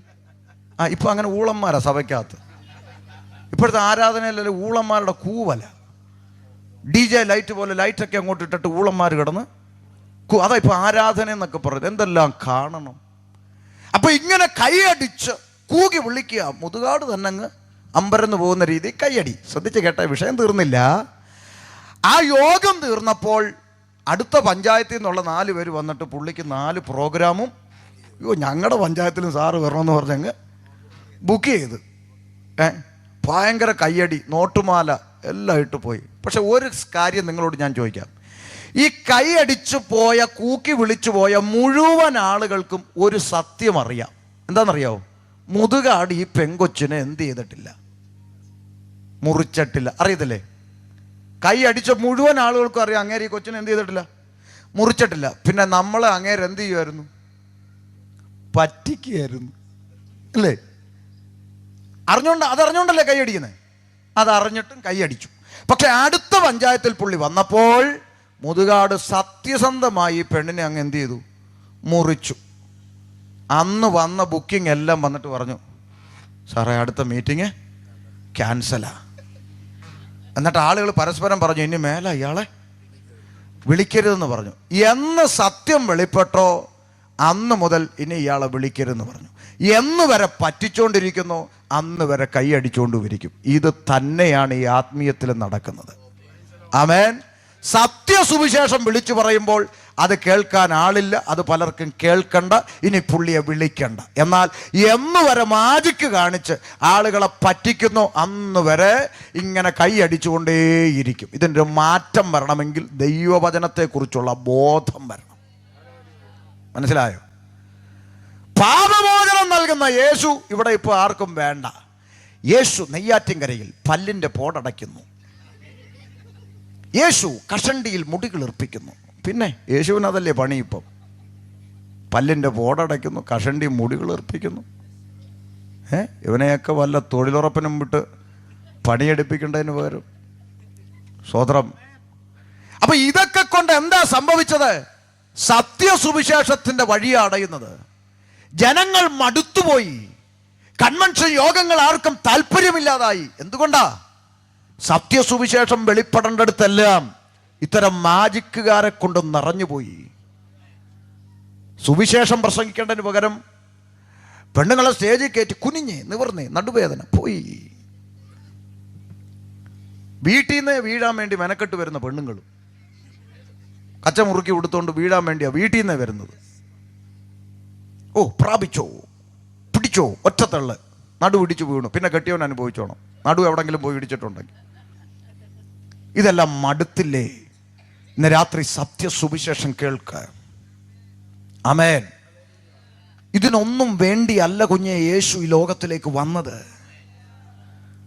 അങ്ങനെ എന്തെങ്കിലും ഭൗതിക നന്മ നിനക്ക് തരാനാണെന്നും നിന്റെ ഈ പൊൻവിളയിലെ കഷ്ടത മാറ്റി നിന്നെ ഇവിടുത്തെ മുതലാളിയാക്കാനാണ് യേശു നിന്നെ വിളിക്കുന്നതെങ്കിൽ യേശു അംബാനിയുടെ വീട്ടിൽ സ്ഥിരതാമസക്കാരനാണെന്ന് നീ സമ്മതിക്ക. Praise the lord. ദൈവമില്ലെന്ന് പറയുന്ന നിരീശ്വരവാദി തിരുവനന്തപുരം പട്ടണത്തിൽ നല്ല ഫ്ലാറ്റും നല്ല കാറുമായിട്ട് ജീവിക്കുന്നുണ്ടെന്ന് നീ മറക്കരുത്. ഇതിനൊന്നും അല്ല നിന്നെ കർത്താവ് വിളിക്കുന്നത്. 70-80 വയസ്സ് വരെയുള്ള ഈ ഭൂമി എന്ന് പറയുന്ന കൂടിൻ്റെ അകത്ത് കിടക്കേണ്ടവനല്ല നീ. അതിൻ്റെ അപ്പുറത്തൊരു ജീവിതമുണ്ട്. അതിലേക്ക് നിന്നെ കൊണ്ടുപോകാനാ യേശു ഈ ലോകത്തിലേക്ക് ഇറങ്ങി വന്നത്. Price the Lord. അത് തിരിച്ചറിയണം. ആമേൻ. നോക്കൂ, സൃഷ്ടാവായ ദൈവത്തിങ്കിൽ നിന്നും സൃഷ്ടിയായ മനുഷ്യനെ അകറ്റിക്കളയുവാൻ ഇരുട്ടിൻ്റെ ആത്മാവ് രംഗപ്രവേശനം ചെയ്തു. ആരെയാണ്? ആത്മാവുള്ള മനുഷ്യൻ അല്ലേ? ദൈവം ആത്മാവിനെ കൊടുത്ത മനുഷ്യൻ. ഇത്ര ശ്രേഷ്ഠമായി സൃഷ്ടിക്കപ്പെട്ട മനുഷ്യനല്ലാതെ ലോകത്തിൽ വേറെ ആരെങ്കിലും ഉണ്ടോ? ഈ ചരാചരങ്ങൾ, ഇടജാതി, മൃഗജാതി, കന്നുകാലി എല്ലാം സൃഷ്ടിച്ചു. അതിന് ആത്മാവിനെ കൊടുത്തോ ദൈവം? കഴിഞ്ഞ 2015-16 മറ്റോ പോപ്പ് ഒരു പ്രസ്താവന ഇറക്കി, മൃഗങ്ങൾക്കും ആത്മാവുണ്ടെന്ന്. മാർപ്പാപ്പ, ഞാൻ വായിച്ച, വെട്ടിയെടുത്ത് വെച്ചിട്ടുണ്ട് വീട്ടിൽ. മൃഗങ്ങൾക്ക് ആത്മാവുണ്ടെന്ന്. എന്തൊരു വെളിവ് കേട്. ഞാനിങ്ങനെ ഇരുന്ന് ആലോചിച്ച്, കോഴിക്കച്ചവടം നടത്തുന്നവൻ്റെ ഗതി. മരിച്ചു ചെല്ലുമ്പോൾ ഈ ഇവൻ വെട്ടിയ കോഴിയുടെ ആത്മാവെല്ലാം കൂടെ അവനെ കൊത്തിപ്പറിക്കും. മൃഗങ്ങൾക്ക് ആത്മാവുണ്ടോ? ഉണ്ടെങ്കിൽ ഇന്നിവിടെ 6 മണിക്ക് കൊയറ് പാട്ട് തുടങ്ങിയപ്പോൾ ഇവിടെയുള്ള കാക്കയും പൂച്ചയൊക്കെ ഇവിടെ വന്നിരിക്കണ്ടേ? ഇരുന്നോ? ഇല്ല. നിങ്ങൾ മാത്രമേ ഈ പോസ്റ്ററും നോട്ടീസും മനുഷ്യർ മാത്രമേ കണ്ടുള്ളൂ? പറ. ആട് കണ്ടില്ലേ? മാട് കണ്ടില്ലേ? വഴിയെ പോയ പൂച്ച തല ഉയർത്തി നോക്കിയപ്പോൾ സുവിശേഷ യോഗം, ഷമീർ കൊല്ലം കണ്ടില്ലേ? കണ്ടില്ലേ? കണ്ടു. പൂച്ച കണ്ടില്ലേ? എരുമ കണ്ടില്ലേ? ചില എരുമകൾ അത് കടിച്ച് കീറിയില്ലേ? ചില എരുമകൾ അങ്ങനെ കീറും അല്ലേ? ചില എരുമകൾ കീറും. അതിനെ അറിയത്തില്ല ഇത് യോഗമാണെന്ന്. ചില പട്ടികൾ കാല് പൊക്കി ഫ്ലച്ചിൽ എന്ത് ചെയ്യും? മുള്ളും. അതിനെ അറിയത്തില്ലെന്ന്. എന്നാൽ 6 മണിക്ക് കൊയറ് പാട്ട് തുടങ്ങിയപ്പോൾ ഇവിടെ ഒന്നും ഇരിക്കാത്ത അതിനെ അറിയത്തില്ലെന്ന്. എന്നാൽ മനുഷ്യൻ അങ്ങനെയല്ല. ആത്മാവുള്ളവനായി സൃഷ്ടിച്ചു. മനനം ചെയ്യുന്നവനായി, ആത്മാവുള്ളവനായി മനുഷ്യനെ സൃഷ്ടിച്ചു. എന്നാൽ ആ മനുഷ്യനെ സൃഷ്ടാവിങ്കിൽ നിന്ന് അകറ്റുവാൻ ഇരുട്ടിൻ്റെ ആത്മാവ് മനുഷ്യനിൽ രംഗപ്രവേശനം ചെയ്തു. മനുഷ്യനെ കൊണ്ട് അനുസരണക്കേടെന്ന പാപം ചെയ്യിച്ചു. മനുഷ്യൻ പാപിയായി എന്ന് വേദപുസ്തകം പ്രഖ്യാപിക്കുന്നു. ഇത് പറയുമ്പോൾ ഡിഗ്രിയുള്ള ചേട്ടന്മാർക്ക് ദഹിക്കില്ല. ഇയാൾ എന്തോ ഈ പറയുന്നത്? മനുഷ്യൻ പാപിയാണെന്ന്? എന്ത് പാപം? പണ്ടെങ്ങാണ്ട് ഒരു ആൻറ്റി ഒരു ആപ്പിൾ തിന്നതിനാണോ ഇത്രയും വലിയ വിഷയം ഉണ്ടാക്കിയത്? ചോദിക്കണ ചോദ്യമാണ്. പണ്ടെങ്ങാണ്ട് ഒരു ആൻറ്റി ഒരു ആപ്പിൾ തിന്നതിനാണോ ഇത്രയും വലിയ പാപമെന്ന്? ആപ്പിളെന്നോ ഓറഞ്ചെന്നൊന്നും ബൈബിളിൽ ഇല്ല. പിന്നെ എല്ലാവരും ആപ്പിളാക്കി വെച്ചിരിക്കുക. ഇരിക്കട്ടെ. അതുകൊണ്ടാണല്ലോ ഇപ്പോഴും പലരുടെയും പോക്കറ്റിൽ പകുതി കടിച്ച ആപ്പിൾ ഇരിക്കുന്നത്. പണ്ട് ഔവ കടിച്ചതിൻ്റെ ബാക്കി. അപ്പോൾ ശ്രദ്ധിച്ചേ, ഒരു പഴം തിന്നതാണോ പാപം? അല്ലല്ല, ഇത് ഗൗരവമുള്ള വിഷയമാണ്. ശ്രദ്ധിച്ചേ, 2 വീട്ടുകാർ തമ്മിൽ അതിരുതർക്കം ഉണ്ടായിന്ന് വെക്കുക. ഉദാഹരണം, വസ്തുതർക്കം. അറിയാവോ അങ്ങനെ? ഇവിടെ അങ്ങും വസ്തു തർക്കം ആരും ഉണ്ടാക്കത്തില്ലേ? ഒരതിരിച്ചിരി അങ്ങോട്ടോ ഇങ്ങോട്ടോ മാറിയാൽ കാര്യം പെന്തക്കോസുകാരിയായിരിക്കും ആദ്യം തടസ്സം നിൽക്കുന്നത്. 1/2 ഇഞ്ച് കൂടുതലാണ്, ഇത് കുറയ്ക്കാതെ പാസ്റ്റർ ആയാലും ശരി ഇവിടെ പ്രാർത്ഥന നടത്താൻ സ്തോത്രം. അങ്ങനൊക്കെ വരുമെന്ന്. അപ്പൊ അതിരുതർക്കം ഉണ്ടായി, 2 വീട്ടുകാരും തമ്മിൽ അടിയായി. നാട്ടുകാർ പോലീസിനെ വിളിച്ചു.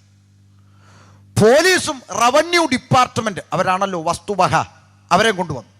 2 വീട്ടുകാരോടും പറഞ്ഞു, എടോ ഇവിടുന്ന് മേപ്പോട്ട് പോകുമ്പോൾ മൊട്ടുസൂചി പോലും കൊണ്ടുപോകത്തില്ലടോ, വിട്ടുകൂടെ പോട്ടെന്ന് പറഞ്ഞു. പക്ഷെ 2 വീട്ടുകാരും സമ്മതിക്കുകയല്ല. നിങ്ങൾ ശ്രദ്ധിച്ചേ, 2 വീട്ടുകാരും സമ്മതിക്കാതെ വന്നപ്പോൾ പോലീസുകാർ പറഞ്ഞു, എന്നാൽ കോടതി കേസ് എടുക്കട്ടെ, കോടതി വിധി വരുന്നവരെ ഇവിടെ ഇനി തമ്മിലടിക്കരുതെന്ന് പറഞ്ഞ് 2 പേരെ സമാധാനിപ്പിച്ചു. പോലീസ് പോയി, റവന്യൂ പോയപ്പോൾ ഇതിൽ ഒരു വീട്ടിൽ ഒരു ചെറുക്കനുണ്ട്, തലതെറിച്ച ചെറുക്കൻ.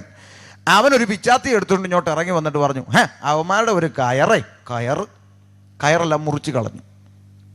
റവന്യൂ വകുപ്പുകാർ കടയിൽ നിന്ന് 2 രൂപയുടെ വള്ളിക്കയർ മേടിച്ച് കെട്ടിവെച്ചിരുന്ന കയറെല്ലാം മുറിച്ച് കളഞ്ഞു. ഇതറിഞ്ഞ പോലീസ് വണ്ടി തിരിച്ചു വന്നു. ആരാടാ കയർ മുറിച്ചത്? ഉണ്ടല്ലോ, അവനാ സാറ്, ഞാൻ പാടാന്ന് പിടിച്ചു. ചെവിക്കലിന് ഒറ്റ അടി കൊടുത്തു. കയറടാ ജീപ്പിലെന്ന് പറഞ്ഞ് എടുത്തിട്ടു. ശ്രദ്ധിച്ചേ, ഇത് കണ്ടുകൊണ്ട് മുറുക്കിക്കൊണ്ട് അവിടെ ഒരു അമ്മച്ചി ഇരിപ്പുണ്ട്. അമ്മച്ചി പറയാ, അയ്യോ എന്തൊരടിയാ കൊച്ചിനിട്ട് അടിക്കുന്നത്, 2 രൂപയുടെ കയർ മുറിച്ചതിന് ഇങ്ങനെ ഇട്ട് അടിക്കണമെന്ന്. അപ്പൊ അമ്മച്ചിയുടെ കാഴ്ചപ്പാടിൽ 2 രൂപയുടെ കയർ മുറിച്ചതിന് തല്ലുന്നത് എന്തിന്? അതുകൊണ്ട് മത്തായിയുടെ കടയിൽ തൂങ്ങി കിടക്കുന്ന ഇഷ്ടം പോലെ കയറ്, ഞാൻ വേണേ 10 രൂപ തരാം, 5 വള്ളി കയറ് മേടിച്ച് കെട്ട്, കൊച്ചിനെ അങ്ങ് വിട്. ഒരു വണ്ടി കയർ പകരം കൊടുത്താൽ കൊച്ചിനെ വിടുവോ? പറ. ഇല്ല. എന്തുകൊണ്ടാ? 2 രൂപയുടെ കയറ് മുറിച്ചതല്ല അവിടുത്തെ തെറ്റ്, നിയമലംഘനം നടന്നു. ഇന്ന് രാത്രി സ്നേഹിത, കേവലം ഒരു പഴം തിന്നതല്ല പാപം. സുട്ടാവായ ദൈവം അരുത് എന്ന് പറഞ്ഞ നിയമത്തെ മനുഷ്യൻ ലംഘിക്കുന്നു. ദൈവത്തോടുള്ള ബന്ധത്തിൽ നിയമലംഘനം നടന്നിരിക്കുന്നു. അതുകൊണ്ട് മനുഷ്യന്റെ അകത്ത് പാപം പ്രവേശിച്ചു, വിശുദ്ധ ബൈബിൾ പ്രഖ്യാപിക്കുന്നു. ഇതിലൊക്കെ എന്താണ് യുക്തിക്ക് പ്രശ്നം? പിന്നെ പെന്തക്കോസുകാർ മനുഷ്യൻ ഭാവിയാ എന്നൊക്കെ കിടന്ന് കൂവുമ്പോൾ ചില ആളുകൾക്ക് ചിരിയാ, ചുമ്മാതാന്ന്. മനുഷ്യൻ പാപിയൊന്നും അല്ല. മനുഷ്യൻ പാപി അല്ലെന്ന് പറയുന്നവരാരെങ്കിലും പൊൻവിളയിലുണ്ടെങ്കിൽ ഇന്ന് രാത്രി കട അടച്ചു പോകുമ്പോൾ കടയ്ക്ക് പൂട്ടിടരുത്. നാളെ രാവിലെ അറിയാം പൊൻവിളയിൽ പാപി ഉണ്ടോ ഇല്ലയോ. ദൂരെ എങ്ങും അന്വേഷിച്ചു പോകണ്ട, അല്ലേ? പൂട്ടിട്ടാലോ ആ പൂട്ട് പിടിച്ച് ഒന്ന് കുലുക്കി, പിന്നെയും കുലുക്കിയേച്ചാണ് വീട്ടിൽ പോകുന്നത്. എന്നിട്ടും ഉറക്കം ഇല്ല. രാവിലെ കടയുണ്ടോ എന്ന് നോക്കി പാഞ്ഞു വരിക. മനുഷ്യൻ പാപി ആയതുകൊണ്ടാണ് ഇവിടെ CCTV വെക്കേണ്ടി വന്നത്. മനുഷ്യൻ പാപി ആയതുകൊണ്ടാണ് ഇവിടെ പോലീസ് സ്റ്റേഷൻ ഉണ്ടായത്. മനുഷ്യൻ പാപി ആയതുകൊണ്ടാണ് നമ്മുടെ നാട്ടിലെ ചേച്ചിമാർ രാത്രിയിൽ കഥകടച്ച് കൊളുത്തിട്ട് ഓടാമ്പലം പിടിച്ചിട്ടേച്ച് ഇപ്പൊ അതിന്റെ പുറകിൽ ചട്ടിയും കലവും വാരി അടുക്കി വെച്ചാ പലരും ഉറങ്ങുന്നത്. ആരെ പേടിച്ച്? പുലി ഇറങ്ങുമെന്ന് പേടിച്ചാണോ? ആണോ? അല്ല, പിന്നെ സഹജീവികളായ മനുഷ്യരെ പേടിച്ചിട്ട്. കാരണം മനുഷ്യൻ പാപിയാണ്. ഇത് പറയുമ്പോൾ വേറെ ചില ആളുകൾ, അങ്ങേര് പറഞ്ഞു ശരിയാ, മനുഷ്യൻ പാപിയാ, എന്നാലും ഞാൻ പാപി അല്ല. അല്ല, ഞാൻ ഇന്ന് വരെ ആർക്കും ഒരു ദോഷവും ചെയ്തിട്ടില്ലല്ലോ, അതുകൊണ്ട് ഞാൻ പാപിയല്ലെന്ന്. ഇവിടെ അടുത്തൊരു ചേട്ടൻ ഒരു മൂർഖം പാമ്പിനെ വളർത്തുന്നുണ്ടെന്ന് വിചാരിക്കുക. ഈ പാമ്പ് ഇന്ന് വരെ ആരെയും കടിച്ചിട്ടില്ല, അതുകൊണ്ട് അതിന് വിഷമില്ലെന്ന് പറഞ്ഞ് വായി കൈ കൊണ്ട് വെച്ചാലോ? ഇന്ന് വരെ കടിച്ചിട്ടില്ലല്ലോ, അതുകൊണ്ട് വിഷമില്ലേ? ഉണ്ട്. ഇന്ന് വരെ കടിച്ചിട്ടില്ലാത്തത് കൊണ്ട് വിഷമില്ലെന്ന് അർത്ഥമില്ല. അത് തക്ക സമയത്ത് പുറത്തു വരും. ഇതുപോലെ മനുഷ്യൻ ഇന്നലെ വരെ നമ്മുടെ മുമ്പിൽ കൂടെ മാന്യന്മാരായി ജീവിച്ച പല ആളുകളും ഇന്ന് ഇരുമ്പഴിക്കകത്ത് കിടക്കാൻ കാരണം അവിടെ അകത്തിരുന്ന വിഷം സമയത്ത് പുറത്തു വന്നതുകൊണ്ടാണ്. മനുഷ്യൻ പാപിയാണ്. പണ്ട് നമ്മുടെ ഈ നാട്ടിൻപുറത്ത് പണ്ട് നമ്മുടെ പെൺകുഞ്ഞിനെ അയലത്തെ വീട്ടിൽ ഏൽപ്പിച്ചിട്ട്, എടീ രമണി കൊച്ചു ഇവിടെ ഇരിക്കട്ടെടി, മാർക്കറ്റ് വരെ പോയേച്ച് വരാമെന്ന് പറഞ്ഞൊരു കാലം ഉണ്ടായിരുന്നില്ലേ? എന്നാൽ ഇന്ന് ജനിപ്പിച്ച സ്വന്തം അപ്പൻ്റെ അടുക്കൽ പെൺകുഞ്ഞിനെ നിർത്തിയേച്ച് മാർക്കറ്റ് വരെ പോകാൻ ധൈര്യമില്ലാത്ത അമ്മമാരുടെ നാടാണ് സാക്ഷര കേരളം. എന്താ? മനുഷ്യൻ പാപിയാണ്. പാപം എന്ന് പറയുന്ന വിപത്ത് മനുഷ്യന്റെ അകത്ത് കുടിയിരിക്കുന്നു. പാപം ഒരു വ്യക്തിയായിരുന്നെങ്കിൽ പിണറായി സഖാവിനോട് പറഞ്ഞ് അവനെ അറസ്റ്റ് ചെയ്ത് നാട് രക്ഷിക്കായിരുന്നു. പാപം ഒരു വൃക്ഷമായിരുന്നെങ്കിൽ ഒരു പണിക്കാരനെ വിളിച്ച് അതിനെ വെട്ടിക്കളഞ്ഞ് രക്ഷിക്കായിരുന്നു. പാപം ഒരു വസ്തുവായിരുന്നെങ്കിൽ അല്പം പെട്രോൾ ഒഴിച്ച് കത്തിച്ച് അതിൻ്റെ ചാരമെടുത്ത് പമ്പയിലോ കാവേരിയിലോ ഒഴുക്കി രക്ഷിക്കായിരുന്നു. ഇതിനൊന്നും പറ്റുന്നില്ല. എന്തുകൊണ്ടാ? വെട്ടിക്കളയാൻ കഴിയുന്ന വൃക്ഷമല്ല പാപം, കത്തിച്ചു കളയാൻ കഴിയുന്ന വസ്തുവല്ല പാപം, അറസ്റ്റ് ചെയ്യാൻ കഴിയുന്ന വ്യക്തിയല്ല പാപം. പിന്നെയോ മനുഷ്യന്റെ ഹൃദയത്തിൻ്റെ അകത്ത് കുടിയിരിക്കുന്ന അദൃശ്യമായ ഇരുട്ടാണ് പാപം.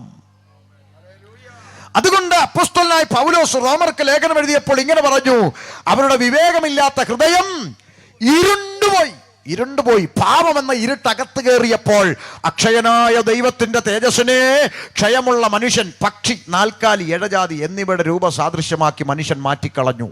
സർവശക്തനായ ദൈവത്തിന് കൊടുക്കേണ്ട മഹത്വം മനുഷ്യന് കൊടുത്തു, നാൽക്കാലിക്ക് കൊടുത്തു, ഇഴജാതിക്ക് കൊടുത്തു, പക്ഷിക്ക് കൊടുത്തു എന്ന് ബൈബിൾ പറയുമ്പോൾ ഇവിടുത്തെ പാരമ്പര്യം പറയുന്ന ക്രിസ്ത്യാനി ഇതിനെ നാലിനെയും കൂടെ ഒന്നിച്ച് ഒരു കൂട്ടിലാക്കി റോഡിൽ വെച്ചിരിക്കുക. ഏത്? നാൽക്കാലി കുതിര, മനുഷ്യൻ അതിൻ്റെ പുറത്ത്, ഇഴജാതി പാമ്പ്. ഇപ്പൊ പക്ഷിയോ? വീട്ടിൽ പോയി പടത്തിനകത്ത് ഒന്നുകൂടെ നോക്കണം, 2 ചിറക് അതിന് കാണാം. നാലിനെയും കൂടെ ഒന്നിച്ചൊരു കൂട്ടിലാക്കി ATM കൗണ്ടർ അടിച്ച് ജംഗ്ഷനിൽ വെച്ചിട്ട് ഇവൻ പറയുന്നു, ഞാൻ ജനിച്ചതേ ക്രിസ്ത്യാനിയാണെന്ന്. ബൈബിൾ പറയുന്നു, നീ പാപിയാണ്.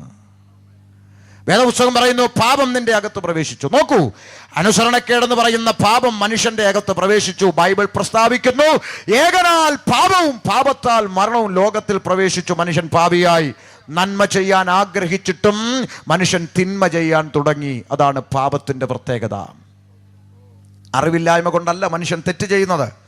കഴിഞ്ഞ മാസങ്ങൾക്ക് ഞങ്ങൾ ജയിൽ സന്ദർശിക്കാൻ പോയി.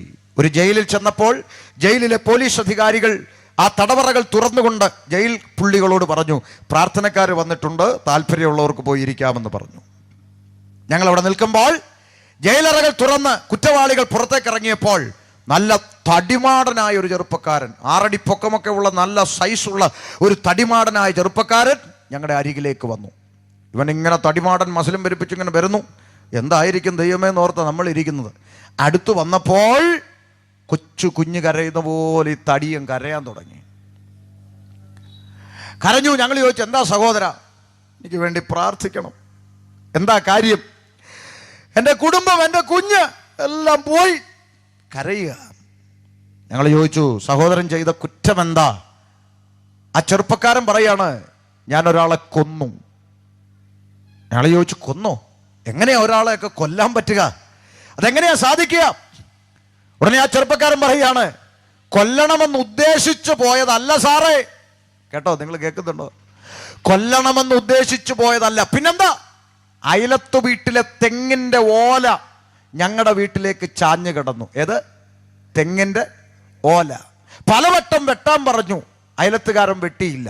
ഒരു ദിവസം സന്ധ്യയ്ക്ക് ഞാൻ 2 എണ്ണം അടിച്ച് വിറ്റായി ഇങ്ങോട്ട് വരുന്ന സമയം എൻ്റെ പെണ്ണുമ്പിള്ള പറഞ്ഞു, നിങ്ങൾക്ക് ചുണയില്ലാത്തോണ്ടാണ് അവൻ ഓല വെട്ടാത്തതെന്ന്. ഇതുപോലുള്ള പെണ്ണുങ്ങളുണ്ടെങ്കിൽ അല്ലേ മൂപ്പിച്ചു കൊടുത്തു. ഈ മനുഷ്യൻ പറഞ്ഞു, ഇന്ന് അവനെ വെട്ടിച്ചിട്ടേ ബാക്കി കാര്യമുള്ളെന്ന് പറഞ്ഞ് ഒരു കത്തി എടുത്തോണ്ട് നേരെ അവനോട് ചെന്ന് വെട്ടടാ പോലെ എന്ന് പറഞ്ഞു. അവൻ പറഞ്ഞു വെട്ടത്തില്ലെന്ന് പറഞ്ഞു. ഉന്തം തള്ളുമായി അരയിലിരുന്ന കത്തി എടുത്ത് ഒറ്റ കുത്തു. അവൻ ചത്തു. നിസാരം ഒരു ഓല ചാഞ്ഞു കിടന്ന പേരിൽ ഒരുത്തൻ്റെ ജീവിതം ഇരുമ്പഴിക്കകത്തായി, കുടുംബം തകർന്ന് തരിപ്പണമായി. ചോദിക്കട്ടെ, അറിവില്ലായ്മ കൊണ്ട് ചെയ്തതാണോ?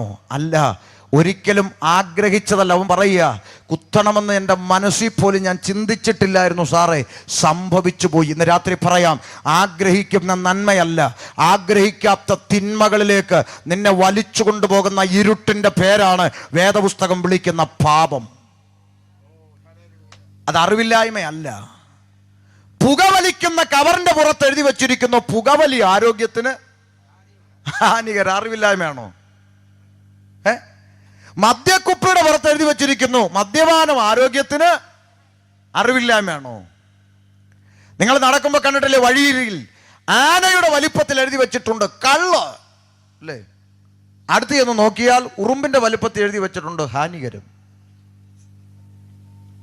സത്യത്തിൽ ആനയുടെ വലിപ്പത്തിൽ എഴുതേണ്ടത് ഹാനികരമെന്നാ, പക്ഷെ കട പൂട്ടിപ്പോവും. അതുകൊണ്ട് ആനയുടെ വലിപ്പത്തിൽ എഴുതി വെച്ചിരിക്കുന്നു. അടുത്ത് ചെല്ലുമ്പോഴെങ്കിലും അറിയണം ഇത് ഹാനികരമാണെന്ന്. അതുകൊണ്ട് ചെറുതായിട്ടെങ്കിലും എഴുതി വെച്ചിട്ടുണ്ട്. അറിവില്ലായ്മയാണോ കുഞ്ഞേ? അല്ല. അങ്ങനാണെങ്കിൽ നിങ്ങളോട് ഞാനൊരു ചോദ്യം ചോദിക്കാം.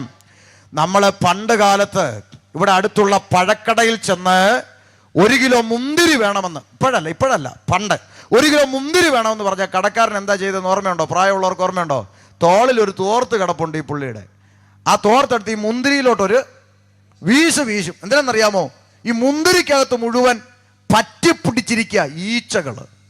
ഈ തോർത്തെടുത്ത് ഒറ്റ വീശി ഈ ഈച്ച മുഴുവൻ ആട്ടിപ്പായിച്ചിട്ടാണ് അന്ന് കടക്കാരൻ നമുക്ക് 1 കിലോ മുന്തിരി തൂക്കി തന്നത്. അന്ന് നമ്മളെല്ലാം മനസ്സിൽ പറഞ്ഞൊരു ഡയലോഗുണ്ട്, സത്യം പറ. മനസ്സിൽ പറഞ്ഞു, ഈ കടയിൽ നോക്കിയിട്ട് പറഞ്ഞു, ഓ ഈ കടയ്ക്ക് ഒട്ടും എന്താ പറഞ്ഞേ, വൃത്തിയില്ലെന്ന് പറഞ്ഞു. സത്യമല്ലേ? എന്നാൽ ഇന്നത്തെ പഴക്കടയിൽ നിങ്ങൾ പോയി നോക്കിയേ, സ്കാൻ ചെയ്താൽ പോലും ഒറ്റ ഈച്ച ആ പരിസരത്ത് കാണുകയില്ല. അല്ലേ? എന്താ, കടയ്ക്ക് വൃത്തി കൂടിയോണ്ടാണോ? ആണോ? ഈച്ചക്കറിയാം ഇതിൻ്റെ അകത്ത് വന്നിരുന്നാൽ തട്ടിപ്പോകുന്ന രാസപദാർത്ഥങ്ങൾ കൊണ്ട് പെരട്ടി തേച്ച് മിനുക്കി കുട്ടപ്പനാക്കി വെച്ചിരിക്കാന്ന് ഈച്ചക്കറിയാം. അതുകൊണ്ട് ഈച്ച വഴി മാറി നടക്കുക. ആത്മാവുള്ള ഈച്ചയാണോ? അല്ല. അറിവില്ലായ്മ കൊണ്ടല്ലെന്ന് ഞാൻ പറഞ്ഞു വരുന്നേ. ഈച്ചക്കറിയാം തൻ്റെ ശരീരത്തിൽ. വേണ്ട, നിങ്ങളുടെ കൺമുമ്പിൽ കൂടെ നടന്നു പോകുന്ന ഉറുമ്പിൻ്റെ മുമ്പിൽ അല്പം ഉപ്പും അല്പം പഞ്ചസാരയും 2 സൈഡിൽ ഇട്ട് കൊടുക്കുക. ഉറുമ്പണ്ണൻ ഇങ്ങനെ നടന്നു വന്ന് 2 മണത്ത് നോക്കുന്നു. എന്നിട്ട് പഞ്ചസാര മാത്രം എടുത്ത് ആളുകളുടെ വടയെന്ന് പറയും, എല്ലാവരും കൂടെ വന്ന് ചുമന്നുകൊണ്ട് പഞ്ചസാര തരി എടുത്തുകൊണ്ട് പോകും. സംസാരിക്കാൻ കഴിയുമെങ്കിൽ ഒന്ന് ചോദിച്ചാൽ, ഉറുമ്പെ ഉപ്പും വെളുത്തിരിക്കുന്നു പഞ്ചസാരയും വെളുത്തിരിക്കുന്നു, ഇത് രണ്ടും ഞങ്ങൾ മനുഷ്യർ ഉപയോഗിക്കുന്ന കാര്യമാണ്, എന്നിട്ടും താങ്കൾ എന്താ ഉപ്പെടുക്കാതെ പഞ്ചസാര മാത്രം എടുത്തതെന്ന് ചോദിച്ചാൽ ഉറുമ്പൊന്ന് ചിരിച്ചോണ്ട് പറയും, വേറെ പിണക്കമൊന്നുമില്ല സാറേ, എൻ്റെ ശരീരത്തിന് ദോഷം വരുത്തുന്നത് ഞാൻ എടുത്തില്ലെന്നേ ഉള്ളൂ. കണ്ടോ? നിസാരപ്പെട്ട ഉറുമ്പും ഈച്ചയും തൻ്റെ ശരീരത്തിന് ദോഷം വരുത്തുന്ന വിഷയത്തിൽ നിന്ന് മാറി നടക്കുക. മനുഷ്യനോ?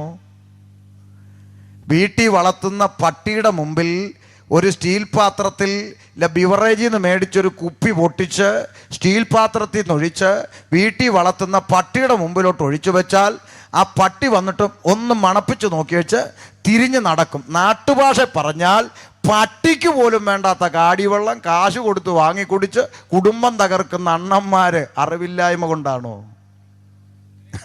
ഒന്ന് ശ്രദ്ധിച്ചേ. മദ്യപാനികളുടെ കുടുംബം തകരാൻ അന്താരാഷ്ട്ര കാരണങ്ങളൊന്നും വേണ്ട. എത്ര കുടുംബം തകർന്നു പോയതാ, അന്താരാഷ്ട്ര കാരണമൊന്നും വേണ്ട. ഈ അടുത്ത കാലത്തൊരു ചേച്ചി പറഞ്ഞ അനുഭവം, പാവം തൊഴിലുറപ്പിന് പോകുന്ന ചേച്ചിയാണ്. തൊഴിലുറപ്പിന് പോയി റോഡ് വെട്ടിക്കളച്ച് കിട്ടിയത് കൊണ്ടുവന്ന് ഇച്ചിരി കഞ്ഞിയും വെച്ച് ഒരു മുട്ടയും പൊരിച്ച് വെച്ചപ്പോൾ സന്ധ്യ ആയപ്പം വീട്ടിലെ കുടിയൻ ആടിയും കൊണ്ട് വന്നിട്ടൊരു ചോദ്യം, പുഴുങ്ങണ്ടതിന് പകരം പൊരിച്ചോടി മുട്ട. അന്നത്തെ ഇടി അതിൻ്റെ പേരിലായിരുന്നു. അപ്പോൾ പിറ്റേ ദിവസം ഇടി മേടിച്ച സഹോദരി മുട്ട എന്ത് ചെയ്തു? പുഴുങ്ങി വെച്ചു. അപ്പോഴോ പൊരിക്കേണ്ടതിന് പകരം പുഴുങ്ങിയോടി മുട്ട. അന്ന് ഇടിയാണ്. ഇടി മേടിച്ച സഹോദരി 3-ാം ദിവസം ഒരു മുട്ട പുഴുങ്ങിയും ഒരെണ്ണം, എന്തൊരു ഗതികേടാ പെണ്ണുങ്ങളെ നോക്ക്, ഒരു മുട്ട പുഴുങ്ങിയും ഒരെണ്ണം പൊരിച്ചും വെച്ച് ഇടി മേടിച്ചിട്ട്. അപ്പൊ കുടിയൻ ആടി വന്നിട്ടൊരു ചോദ്യം, പുഴുങ്ങണ്ട മുട്ട എടുത്ത് അവള് പൊരിച്ചും വെച്ചു, പൊരിക്കണ്ട മുട്ട എടുത്ത് അവള് പുഴുങ്ങിയും വെച്ചു എന്നും പറഞ്ഞ അന്നും ഇടിക്ക് കുറവൊന്നും ഇല്ലെന്ന്. എന്തൊരു ജീവിതം അല്ലേ? തലേന്ന് രാത്രി ഭാര്യയെ കെട്ടിപ്പിടിച്ച് അവളുടെ മുടിയോട് മൂക്കും വെച്ച് കിടന്നുറങ്ങിയ മനുഷ്യന് പിറ്റേന്ന് വിളമ്പിക്കൊടുത്ത ചോറിൻ്റെ അകത്ത് ഒരു മുടി കണ്ടപ്പോൾ സഹിക്കാൻ മേല. തലേ നീ മുടിയിൽ മൂക്കും വെച്ച് ഉറങ്ങിയതാ, അത് എടുത്തു കളഞ്ഞാൽ തീരാവുന്ന കാര്യം അവിടെ ഉള്ളൂ. അതിൻ്റെ പേരിൽ അടി, പിന്നെ കുടുംബ കോടതി. എന്തൊരു ജീവിതമാണ്! ഇങ്ങനെ നിസാരപ്പെട്ട കാര്യങ്ങൾ പറഞ്ഞുകൊണ്ട് എത്ര കുടുംബങ്ങൾ തകർന്നു പോയി, എത്ര സഹോദരിമാരെ വിധവവേഷം കെട്ടിച്ചു, എത്ര കുഞ്ഞുങ്ങൾ അനാഥരായി. നമ്മുടെ നാട്ടിൽ പ്രായപൂർത്തിയാകാത്ത എത്ര കുഞ്ഞുങ്ങൾ ഈ ലഹരിയുടെ ഉപയോഗത്താൽ കുറ്റവാളികളായി മാറുന്നു. ഇവിടെ അറിവില്ലായ്മ കൊണ്ടാണോ? ഒന്ന് പറ, നിങ്ങളൊന്ന് ചിന്തിക്കുക. ഇന്ന് സന്ധ്യയ്ക്ക് പൊൻവിളയിൽ, ഇത്രയും പറഞ്ഞുകൊണ്ട് ചേർത്ത് പറയാം, ഇന്ന് സന്ധ്യയ്ക്ക് പൊൻവിളയിൽ മദ്യപാനിയായ ആരെങ്കിലും എന്നെ കേൾക്കുന്നെങ്കിൽ, ബഹുമാനപ്പെട്ട കുടിയാ, നിന്റെ കണ്ണ് തുറക്കണം. നീ ഒന്നറിയണം, നീ കൊണ്ടു കൊടുക്കുന്ന 30, 40, 50 കൊണ്ട് മദ്യരാജാക്കന്മാർ അവൻ്റെ മക്കളെ പഠിപ്പിച്ച് ഡോക്ടറാക്കുന്നു, എഞ്ചിനീയറാക്കുന്നു, വിദേശ രാജ്യങ്ങളിൽ അയച്ച് പഠിപ്പിക്കുന്നു. അല്ലേ? നീ കൊടുത്ത കാശ് കൊണ്ട് ഡോക്ടറായവൻ നാളെ കഴുത്തെ കുഴലും തൂക്കി ആശുപത്രി വരാന്തേ കൂടെ കുണുങ്ങി നടന്നു വരുമ്പോൾ ഇന്ന് മദ്യപാനിയായ നീ നാളെ അവൻ്റെ മുമ്പിൽ പോയി നെഞ്ചും പിരിച്ച് കിടക്കുന്നു ചികിത്സയ്ക്ക്. നീ കൊടുത്ത കാശ് കൊണ്ട് ഡോക്ടറായവൻ നിന്റെ നെഞ്ചത്ത് തന്നെ കുഴൽ വെച്ചിട്ട് പറയും, നന്ദിയുണ്ട് ചേട്ടാ, നന്ദിയുണ്ട്. ഇതല്ലേ ഇവിടെ സംഭവിച്ചുകൊണ്ടിരിക്കുന്നത്. എന്തിനാ? ചേട്ടനെ പോലുള്ളവർ കൊണ്ടു കൊടുത്ത 30, 50 കൊണ്ടാ എൻ്റെ പപ്പ എന്നെ ഡോക്ടറാക്കിയത് എന്ന് പറയുമ്പോൾ മദ്യപാനി നീയോ? നിന്റെ കരൾ അരിപ്പ്, നിന്റെ ഹാർട്ട് വീക്ക്, നിന്റെ കിഡ്നി പോയി നിന്റെ വീട്ടിൽ വളർന്നു വരുന്ന ജൂനിയർ ഡോക്ടറാണോ? ജൂനിയർ കുടിയൻ. ഇന്ന് രാത്രി മാനസാന്തരപ്പെട്ടാൽ നല്ലതാ. മനസ്സിലാകുന്നുണ്ടോ? എന്തെല്ലാം തിരിച്ചറിവില്ലാതെ മനുഷ്യൻ പോകുന്നു. അറിവില്ലായ്മ കൊണ്ടല്ല. കഴിഞ്ഞ ദിവസം ഫേസ്ബുക്കിൽ കണ്ടു, രമേശ് ചെന്നിത്തല എന്ന് പറയുന്ന കോൺഗ്രസ് പാർട്ടി നേതാവിൻ്റെ മകൻ്റെ കല്യാണത്തിന് സഖാവ് പിണറായി വിജയനും ഭാര്യ മുഖ്യമന്ത്രി ചെന്ന് ആ പെങ്കൊച്ചും ചെറുക്കനും കൂടെ കാലെ തൊട്ട് സഖാവ് അവരെ അനുഗ്രഹിച്ച് മനോഹരമായി ക്യാമറയുടെ നേരെ നിന്ന് ചെന്നിത്തലയും പിണറായും കൂടെ ചിരിച്ച് വീഡിയോ എടുത്തത് ഫേസ്ബുക്കിൽ കണ്ടു. ഇതൊന്നും അറിയാതെ കുറേ പൊട്ടന്മാർ ഇവർക്ക് വേണ്ടി റോഡിൽ കിടന്ന് വെട്ടിയും കുത്തിയും ചാവുന്നു. വല്ല കാര്യമുണ്ടോ? ആവേൻ. ഇവിടെ ഒറ്റ നേതാക്കന്മാരുടെ മക്കൾ രക്തസാക്ഷികളായ ചരിത്രം ഇല്ല. അവരൊക്കെ UK-ലും USA-ലും അവിടെ ഇവിടെയൊക്കെ പോയി പഠിക്കുന്നു, പഠിച്ച് നല്ല നിലയിലെത്തുന്നു. നേതാക്കന്മാർ മക്കളെ കാണാൻ പോകുന്നു. അവർ ഒരുമിച്ചിരുന്ന് ഡിന്നർ കഴിക്കുന്ന ഫോട്ടോ എടുത്ത് ഫേസ്ബുക്കിലിരുന്നു. ഇത് കണ്ടിട്ട് ഇവിടെ ഒരുത്തനിരുന്ന് ലൈക്കും കമൻറ്റും അടിച്ച് അടി മേടിക്കുന്നു. അപ്പൊ ഇതൊന്നും തിരിച്ചറിവില്ലാഞ്ഞിട്ടോ അറിവില്ലായ്മ കൊണ്ടല്ല പ്രിയപ്പെട്ടവരെ. കാലാവസ്ഥയുടെ പ്രതികൂലം ഉള്ളത് കൊണ്ട് ഞാൻ പറഞ്ഞ് അവസാനിപ്പിക്കാൻ ശ്രമിക്കാം. അറിവില്ലായ്മ കൊണ്ടല്ല. പിന്നെയോ ഇതൊക്കെ തെറ്റാണെന്നും തിന്മയാണെന്ന് അറിഞ്ഞിട്ടും ഈ തെറ്റിലേക്ക് മനുഷ്യനെ വലിച്ചുകൊണ്ടുപോകുന്ന ഒരു അദൃശ്യ ശക്തി ഈ ലോകത്തിൽ കുടിയിരിക്കുന്നു. അതിനെ വിശുദ്ധ ബൈബിൾ വിളിക്കുന്ന പേരാണ് പാപം. ഈ പാപം എന്ന് പറയുന്ന വിപത്ത് മനുഷ്യന്റെ അകത്ത് കുടിയേറി ഇരുട്ട് മനുഷ്യനെ ഭരിക്കാൻ തുടങ്ങിയപ്പോൾ ഈ ഇരുട്ടിൽ നിന്ന് രക്ഷ തേടി മനുഷ്യൻ ഈശ്വരന്മാരോട് നിലവിളിക്കാൻ തുടങ്ങി. ഹൈന്ദവ സഹോദരങ്ങളോട് ചോദിച്ചാൽ ഇരുട്ടിൽ നിന്ന് വെളിച്ചം തേടി മനുഷ്യൻ നിലവിളിച്ച പ്രാർത്ഥനാ സൂക്തങ്ങളുണ്ട്. തമസോമാം ജ്യോതിർഗമ എന്ന് മനുഷ്യൻ നിലവിളിച്ചു. ഇരുട്ടിൽ നിന്ന് വെളിച്ചത്തിലേക്ക് നയിക്കണം.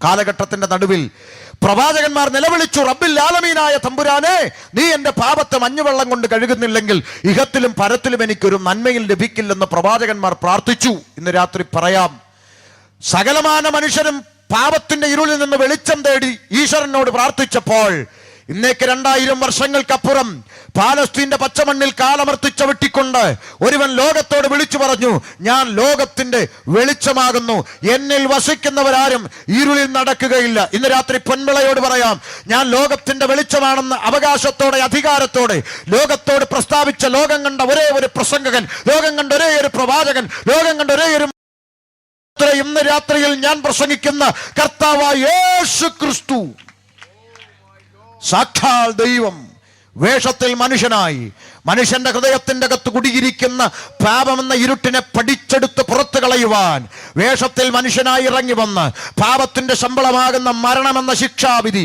സ്വന്തം ചുമലിൽ ഏറ്റെടുത്തുകൊണ്ട് കാൽവരിയുടെ കൊലക്കളത്തിലേക്ക് നടന്നു കയറി. ഇന്ന് രാത്രി ഞാൻ ഇങ്ങനെ പറഞ്ഞ് അവസാനിപ്പിക്കാം.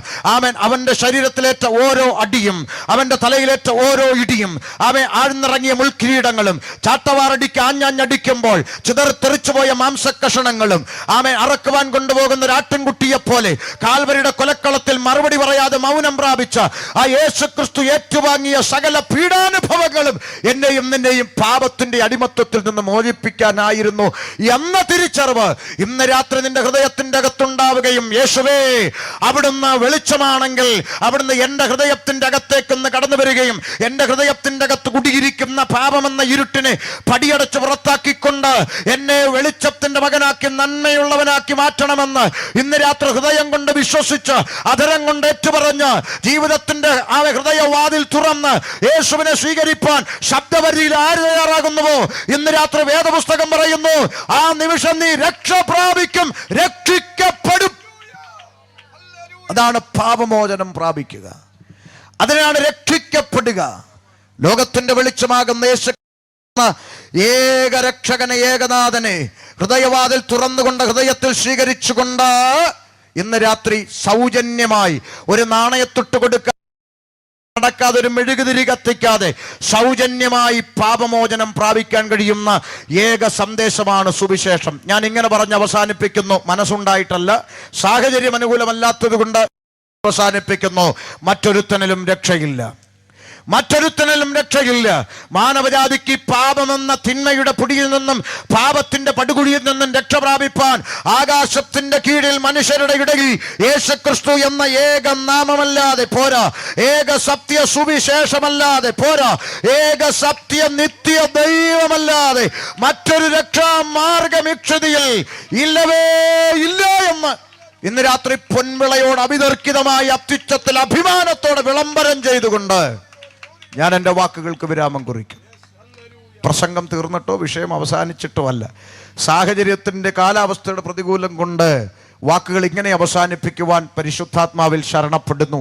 അതുകൊണ്ട് ഈ രാത്രിയിൽ ആമേൻ ലോകത്തിൻ്റെ വെളിച്ചമായ ഏകരക്ഷകനായ യേശുക്രിസ്തുവിനെ ഹൃദയത്തിൽ സ്വീകരിച്ചുകൊണ്ട് പാപമോചനം പ്രാപിച്ച് വരുവാനുള്ള സ്വർഗരാജ്യത്തിൽ മരണാനന്തര ജീവിതത്തിൽ സൗജന്യ പ്രവേശനം സാധ്യമായി നിത്യജീവൻ പ്രാപിപ്പാൻ ഈ സന്ദേശം പൊൻവിളയ്ക്ക് അനുഗ്രഹമായി തീരട്ടെ എന്ന് ആശംസിച്ചും പ്രാർത്ഥിച്ചും കൊണ്ട് വാക്കുകൾക്ക് വിരാമം കുറിക്കുന്നു.